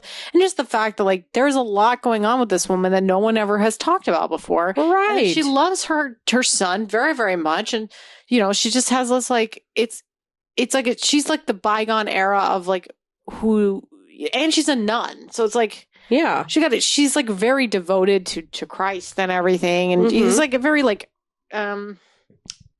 good way that she's like put herself in, and she's done, all these humanitarian things. Yeah. And she didn't need to do that, And so then they end up actually having a great interview with her, and he, doesn't call Anne Miss Dumpy and Grumpy as he was gonna do. Okay. And how she loves her son. And actually, Philip finally has the courage to go talk to her, and it's a really good episode. Like, truly, I love this episode. It's so cute. Yeah. And and then the Queen's like, don't ever show anybody that documentary ever again. It's horrible. Oh, no. So anyway, yeah. Okay. They're in a depression. They want to get rid of Mountbatten because he is just a money suck. And everybody's like, let's demilitarize. And the pound is getting devalued. And Liz is like, I'm going to go to France and buy some horses. The Bank of England wants to have Mountbatten actually have a fucking coup and be like, hey, actually, we're going to take over Parliament. Are you okay with that, Liz? And eventually that does not work. But he's like trying to kind of formulate a way that they can just take over because he's mad that they're going to like get rid of him in general. Yeah. And Liz is just enjoying her life she's like buying horses with Porchy in Kentucky. Yeah. It's like, okay. And the Queen is totally ignoring everything that's happening with this coup. She has no idea what's going on. It's bad. I guess it's kind of the point of a coup. Yeah. It's just kind of happening when you're not really understanding what's happening. Yeah, absolutely. But it's just like with the banks and Mountbatten. So it's not like everyone's like it's not the Parliament. It's the banks and Mountbatten that are like, oh, we have to go on a coup. Right. So anyway, eventually Wilson calls her and is like, hey, actually, this is happening. And she's like fucking so mad. I bet. And Porchy's absolutely in love with her still. I mean, look at this man. Yep. Most definitely in love with her. They really love horses. It's just insane. Horse girls. Horse girls. She's so pissed at Mountbatten. She's like, you're just our uncle. Just do that. Just be our uncle. Ugh. Stop being a little bitch. She makes Porgy her horse manager. Porgy's dream is to be permanent horse girl manager. Yeah. Yes. Yes. Philip talks to his sister about how they're like the last of their kind because they absolutely are. Yeah. And Philip again is like, hey, wife, I'm going to get a little cozy with you. Okay. Because Porgy doesn't deserve this. Okay. This episode is really good. What does this even say? It is in Welsh. I had to write the pronunciation on here. Would you like to try? Pronounced Tywyswag Cymru. Tywyswag Cymru. All right. Yeah. It means the Prince of Wales. All right. Okay. Cymru it means Wales. Yes. So this is Charles. Time for our bitch Charles episode. Oh no, not another bitch Charles episode. He's due for his investiture, which is basically like a position. They're like, you gotta do some stuff. You gotta be the Prince of Wales now. Oh, like an internship. Yes. It's his internship year. Mm-hmm. Oh, we all gotta go through those, Charles. He's like 20 or something, or like 18. He's quite young. Yeah. And his parents, as you can see, are like, son, you must do this. It is your duty. And he's like, ugh. Yeah, he doesn't look happy about it. Yeah. He just wants to act. Oh, he wants to be an actor. He loves it. Oh, no. He likes acting. Also, Right. Anna's like, I'd be a better queen than you, Charles. But also, oh my God, look at Josh O'Connor. He's so cute. I'm dying. He's so cute. They made him so handsome. I mean, it's Josh O'Connor. He's already handsome. Yeah, the problem is he's a real bitch, but like, it's Josh O'Connor. It's the same thing that happened when you put Matt Smith. It's like, we're supposed to not like you, but that's the thing. That's what they do with this show. Like, they show you how much they're a bitch, but then you're like, but also I like you. But like, you're still hot. But you're so cute. Yeah. It's really hard to forgive them when they're acting like a douche or something. Yeah. Anyway, yeah, they have a very close relationship, Anne and Charles, and they still do throughout their entire life.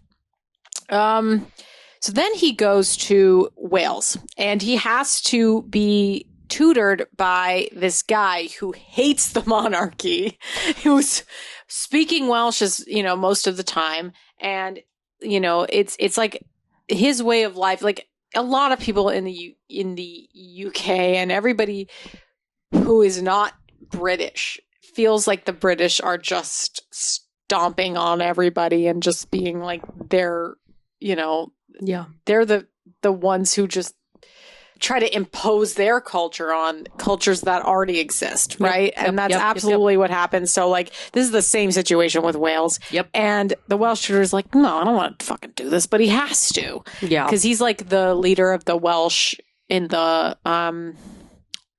he's the, what am I trying to say? The head of the like Welsh teaching part of that university. So he has to do it. And Charles is like so nerdy. He like will say these like jokes and things, and he's no one is in on his jokes, and he just goes for it, and he's so overjoyed by them, and you're just like, dude, you're so weird. Like, why are you doing this? He's a royal. He's weird. Yeah, he's a kind what do you of a expect? weirdo. He doesn't know anything. He's a weirdo. Yeah. So anyway, he gets invited to his tutor's house and his mom, and they talk about how he's never like had a relationship the way that they have a relationship with their own child.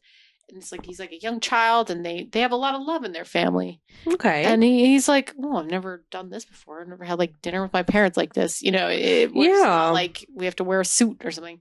It's like it's very it's kind of an unexpected visit. It's very like down to earth. Yeah. And they kind of warm up to him after that because they feel kind of bad for him. Yeah, as they should. Yeah. So then he gets tutored, and he writes kind of his own section of his speech that he's supposed to say in Welsh to the people. And it actually goes super, super well because he's been tutored very well, and he really takes it very seriously. And he wrote these sections of his speech where he felt like he wasn't seen or heard, just like the Welsh people. Okay. So it's actually really great. And his mom wears this insane hat. What is that? Like an olden time football helmet? Fucking egg. Yes. It's like what is that? It's really, really funny. I don't know what is going on with his hat. It's like a weird, like, fully over the hair bonnet. Yeah. And he's just like asking for just a crumb of love. Any crumb. Any crumb of love. And he doesn't get it. And then in the end, his teacher, he gives him a little present, and they actually have like a really sweet relationship. Aww. I think they actually like end up having a relationship throughout his life as well. Oh, that's nice. He really won over this anti-monarchist guy. Yeah. So it's like Charles isn't a bad dude. He's just kind of a little bitch. Because he was raised that way. He was raised a little bitch. It's like part of him, you know? It's like who he is. He's part little bitch. Yeah, it's absolutely true. It's absolutely true. And you'll see the way he reacts later. It's crazy. I'm very excited to continue this series because I put so much effort into this. But anyway, okay. The Queen is pissed off that he added this extra stuff to the speech. To the speech, yes. Oh. And she said, no one wants to hear your voice, not even your own family. What? That's so mean. It's horrible. Right? He went above and beyond for his internship, and his mother's like, well, you fucking failed. Yeah, she's like, you said something that you shouldn't have said. You're not supposed to say anything. You're supposed to be a blank piece of paper at all times. Well, that's you. That's you, Elizabeth. That's you.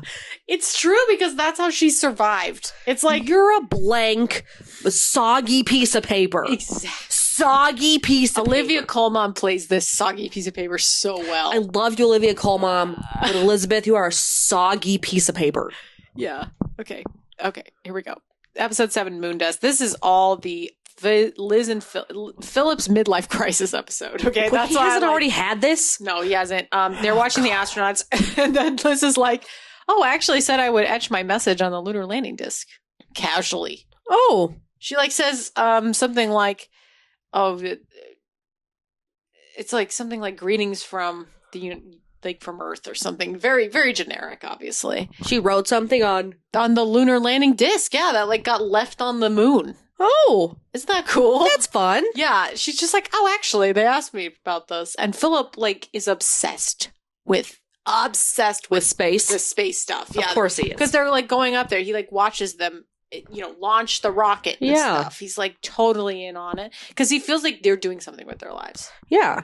And And I mean, guess what? and also He's not. He loved being a pilot. Yes. He wanted to be a pilot. Yes, good. So, like, good, it totally makes sense. good for you to put those two together. I'm remembering. Okay, Liz, they're at their church, and he's like, why are we listening to this old bat? This other guy who's their minister. And then, everybody is over at their house. They ended up actually hiring a deacon who was much younger, who's like the same age as Philip. The whole place is over there for the moon launch, and Philip just watches it all night long. He's like obsessed with it. Yeah. And then there's just kind of seen doing all these little tours around the town. It's kind of like they just have to open all these things, they have to make little speeches everywhere. So Yeah. that's their role. Okay. That's all they do. It's Yeah. kind of boring and useless. Yeah. And he gets kind of like intense about when he's flying this plane, and he takes it as high as he possibly can. No, you can't do that. And he sees it's just a rush. There's a Fresh limit. for the rush. There's a limit to how high you can go in those. Oh, God. Because he's having a midlife crisis. Oh, no. At the expense of others. And Philip joins this circle. So the priest that they hire, the minister dude, who's the same age as Philip, he's like, I would really like to start a seminary with this empty building that you guys have. No one's using it. Can I use it for my seminary? A retreat for other ministers also having a midlife crisis. Okay. And Philip's like, yeah, whatever. And he goes there, and he goes and sits in their circle, and everybody else is like, we're having a hard time with our faith. Blah, blah, blah. It is what it is. We're all middle-aged. And Philip gets extremely, he's like, I'm not having a slump. You guys aren't doing anything with your lives. He gets so pissy, and he's just like really mean to them. Oh, God. And it's just like, dude, he's just being a little bitch. As I said many times before. Oh, It's gonna be a constant theme. Little He's a real bitch. bitch about it. Little bitch. And then he so all the astronauts go to the palace. The three guys. That's fun. Armstrong, Aldrin, and what's his name? What's the last one? What's the third one? The one who stayed up in the craft.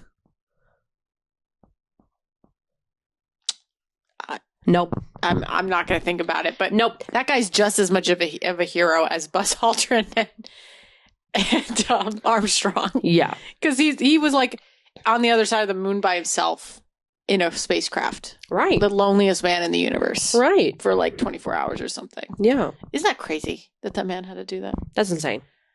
What's his name? Danny! Can you tell me what the third astronaut was that went to the moon? Yeah. Well, can you look it up? Hey, Siri. What are the 3 astronauts that went to the moon? The first time. Michael Collins? Collins! We figured it out. Thank you, Emily.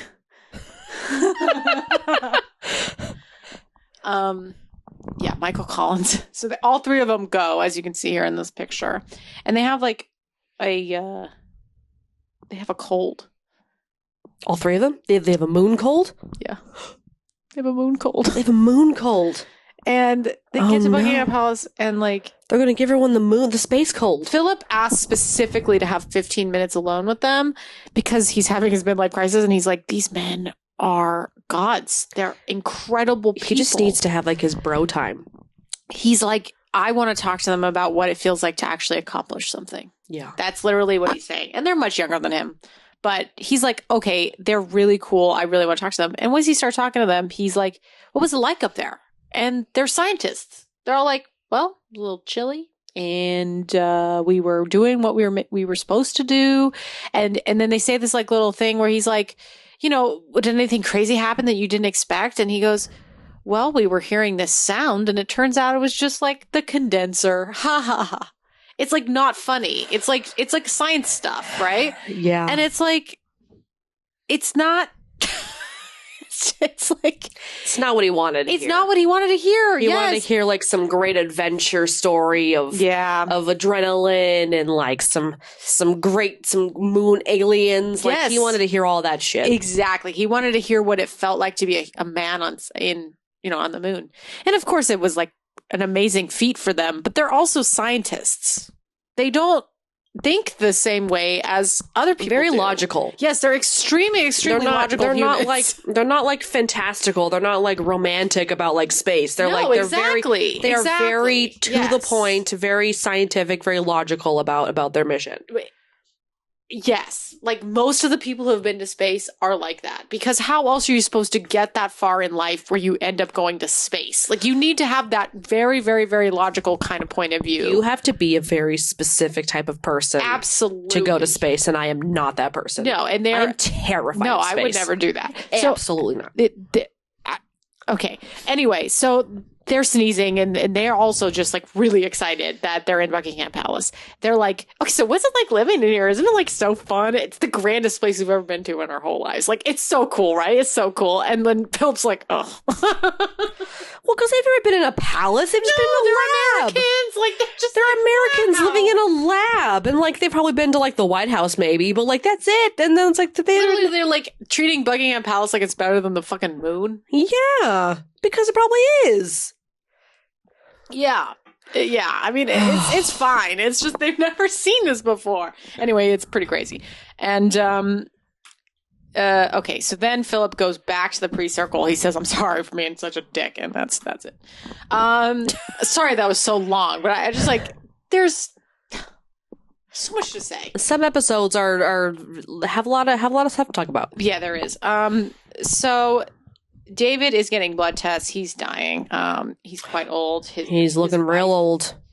It's just truly amazing, this like actress that they cast, because she is just so upset that he's dying, and like it's just so clearly visible on her face, and like obviously it's her love of her life. Like she's just absolutely so devastated that he's dying. It's just, even though they're both old, it's so sad. And they met with the Emperor of Japan, and Charles went to visit him.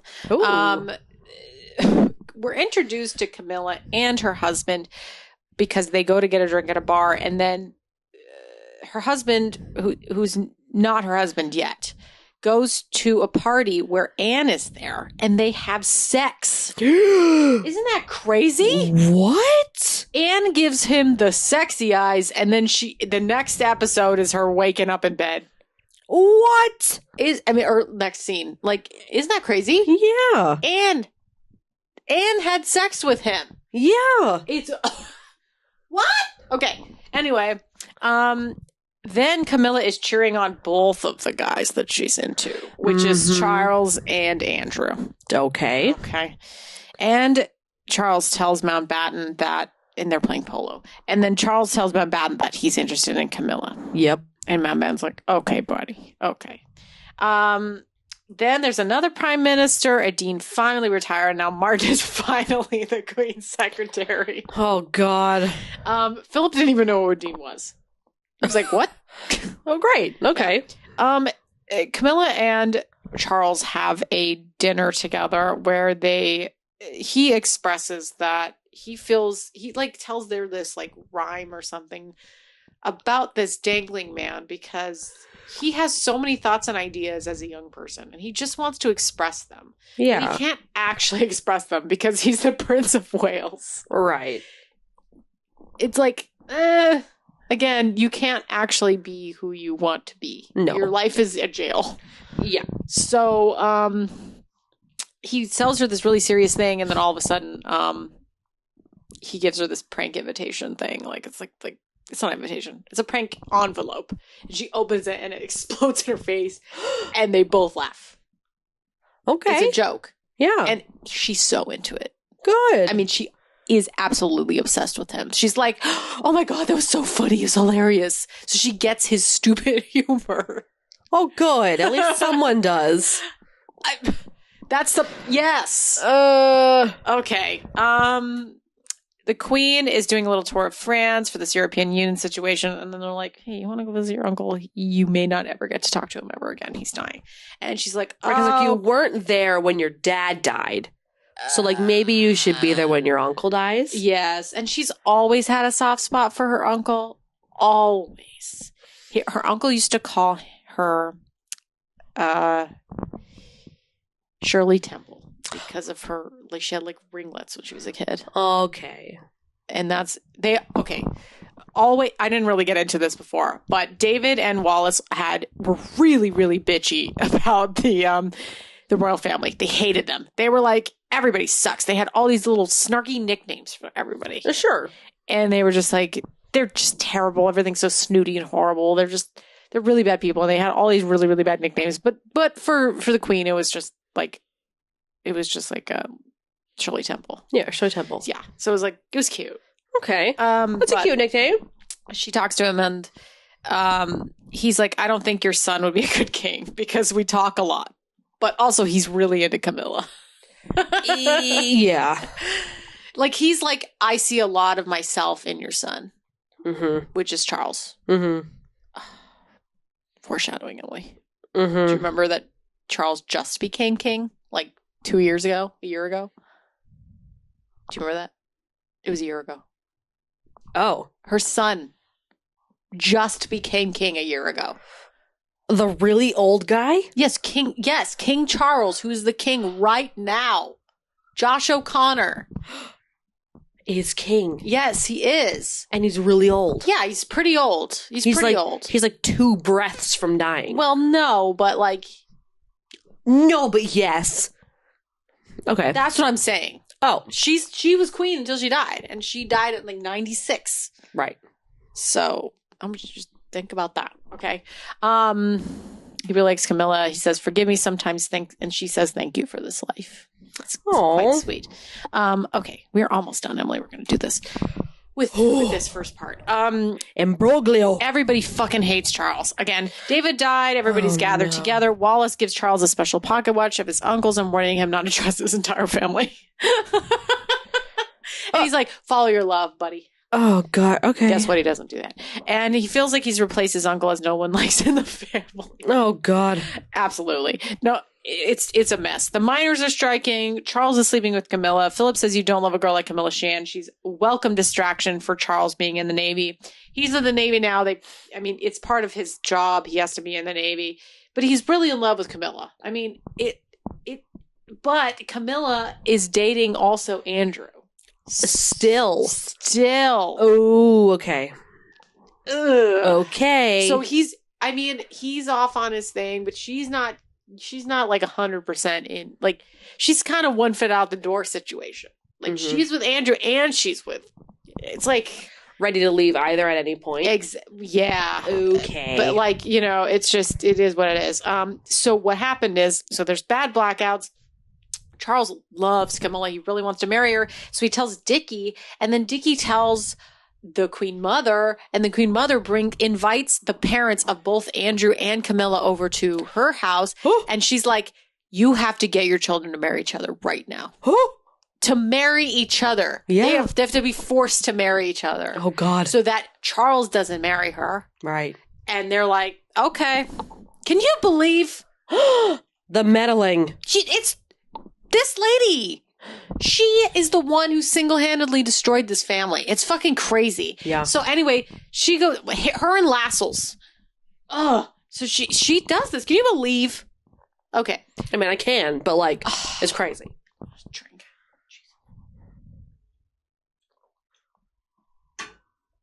Okay. Just let him live his life, Jesus. Charles realized that the posting was set up for him to get away from Camilla. It was kind of a similar situation with like Margaret and Townsend. They were like, let's put Townsend in Brussels, right? Yep. God, they're so fucking horrible. And the Queen gets wind of this insane plot to separate it. And the Queen doesn't even know about any of this. She's like, yeah, whatever, Charles. Like, you like who you like, whatever. Why is she so out of the loop? She's out of the loop because people don't want to let her in the loop. Because then she'll fuck it up. Well, it's just, she's usually okay with stuff, but it's other people who aren't, and those people end up being more powerful than her. I know, like they'll she'll fuck up their plans. Yeah. Maybe. It's just she doesn't. Yeah, she's not okay with this whole meddling situation. But then again, she also doesn't think Charles should have a mind. So it's like, well, yeah, So okay, here's what's up. They ambush Anne, all the parents. You know, the queen, the king, or the queen, the prince, and like the queen mother and Mountbatten. They're all like, Anne, what's up with this Camilla girl? Like, what's going on here? And she says he can marry her as long as he knows there will be 3 in the marriage. Polyamorous. Not as fun as that. It's that she's with Andrew. So it's like, I mean, she's got her foot in both. She's like not committing one to Charles or not committing to Andrew. So like, polyamory exists. I know, but not for them. They're not Tony. I know. Okay. But I'm just saying. But, okay, again, just want you to put a pin in this. The way she says there's going to be 3 people in this marriage, just think about that. Okay? I'm reading a book about polyamorous relationship, I know, and I kind of love it. Yeah, it's fun. I'm always wanting to read those things, but they never happen. So it's exciting. Okay. The blackouts are getting a lot worse. Camilla marries Andrew. Charles is devastated. And the queen gives her 25th anniversary speech, and it's all about family, which is really, really hypocritical because she didn't protect her own son from this bullshit that was going on. Literally, how sad it is for him. He's obsessed with Camilla. Everybody knows this. And currently she is the queen. Yep. So it did end up happening, but it was like, oh my God. Yeah. It's wild. It literally started at this one fucking episode. I get so riled up because they do such a good job. They do such a good job in this show. Okay. Last episode of this season, Criticar. This is all about Margaret. Margaret and Tony's marriage is just dying. Nobody's supporting her. Literally, she's like, I want to divorce my husband and no one is listening. She has a birthday party. She's like, I'm so sad. Everybody's like, it's not that bad, Margaret. What? No one's feelings are valid. He's obviously having a major affair with a much younger woman. Yeah. It's bad. Then she's like, her friend invites her over, the one she ends up going to like her island with. Yeah. And she's like, hey, come on up to my house. And when she arrives there, I had to include this photo. She's like totally strung out and asleep on the in the car. Yeah, it looks like. When she gets there. Yeah. And she's just really upset. She has her eye on this guy named Roddy. Okay. She goes on a couple dates with him. Okay. And it's actually really cute. Like, I'm just skipping over so much stuff, but like, you really should watch it. Okay. The queen invites Tony over to help her make some graphic design for her Jubilee that's coming up. So he like makes her mugs and plates and things. Margot is on her Caribbean island with her boyfriend and with Roddy, and everybody notices. As you can see, take a picture. Yeah, they got a photo and of the foot. The world knows now of the sexy foot. The sexy foot. So then there's this giant fight with Margot and Tony because she still does want to save her marriage, ? It's just she doesn't want Tony to be mad at her, but Tony's mad at her. So they have this big fight right in front of Roddy. And then Roddy leaves and she brushes off to Roddy. And it's really upsetting. And she's so upset. And Wilson also has Alzheimer's and he has to leave as being the prime minister. Because he's old. He's old and white and sick. He's old white man with sickness. Who's sickly. Yeah. But the queen really likes him. So it's like actually extra sad. Because the previous one she was like, they're fine. But she really did like Wilson. He's like a little baby. Yeah. He's like a old baby. Anyway. And then she goes to dinner with him and his family at Downing Street. Which is the only thing she ever did with Churchill. Before that. So that shows you how much she liked him. Yeah. You know. If she would go to have dinner with them. Wow. Yeah. So then Margaret takes a dangerous dose of nitrazepam and nearly dies. Oh. Yeah. Oh my gosh. Queen is pretty upset about it. Yeah. And then she lets her get a divorce. Okay. Only once the suicide is attempted do they allow the divorce. I don't know if you read what I wrote here. Nothing like a suicide attempt to really show. Of course. I don't want you to... Of course. I'm like, okay. She literally was crying for help for like a decade, but okay, Yeah. that's fine. No, I'm going to listen until this happened. And it's the Jubilee. Okay, season 3. Not during my Jubilee. Yeah. These were during like the pandemic awards. So, the pandemic. the winners for the Emmys were the costumes for Criticore, which was the final episode, and the production design for Aberfan. Oh, It was very good. Yeah. And the Golden Globes, Olivia Colman won for lead actress. Hell yeah. Yeah. But like it did get it always gets nominated for a bunch of stuff, so it's really very good. And the average of this season was 8.38.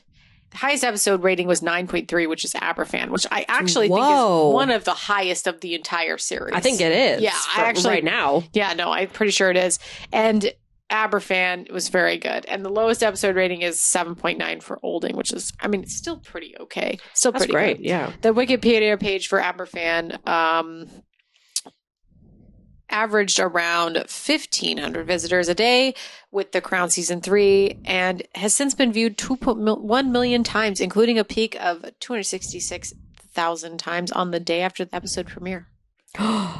This for the coal coal falling? mining thing, yeah. The coal mining thing falling on the school and killing people. Yeah. Ooh. So anyway, that's 3 seasons of this show. So any thoughts so far before we finish this up and start again tomorrow? Lots of drama. Yes. Lots of little bitch attitude. So many little bitches. Lots of history. Are you enjoying this? I am. I'm Good. very hungry right now. Okay. I'm ready for some dinner. Yes. But no, this is very interesting. This is making me want to watch the show. I absolutely encourage anybody to watch this show. It is so good. The drama is palpable. Mm-hmm. But also, it does get a little bit boring, as you'll see. But like, I think that's kind of why I stopped watching initially, like halfway through season 1, because it just some of the episodes were really long. It felt, and like not much was happening. Obviously, I've been saying all the events of things and making it interesting, like the highlights, everything. Yeah. The shows I'm going to be talking about for my drunk summaries are going to be very different from Alessandra. For this specifically, I mean, The Crown. I don't think any show you talk about after The Crown is going to be the same. Like The Crown is. This is my, yeah. This is your baby. Yeah, this is my Super Bowl. The Crown is your Super Bowl. Is your baby. Oh my god, that is seasons 1 through 3 of The Crown. We're only halfway through the show right now, everybody. Get ready. If you enjoy this first part of the show, please rate and review us on Apple Podcasts and IMDb. We are also on Amazon Music, Spotify, and Acast. If you want to follow our social media, we have Instagram, Facebook, TikTok, and YouTube. Just search All About the Popcorn or All About the Popcorn Podcast. And if you want to email us, please do that at allaboutthepopcornpodcast@gmail.com. And we have merch, so please check that out. But thank you so much for listening, and we'll talk to you in the next part. Goodbye. Bye.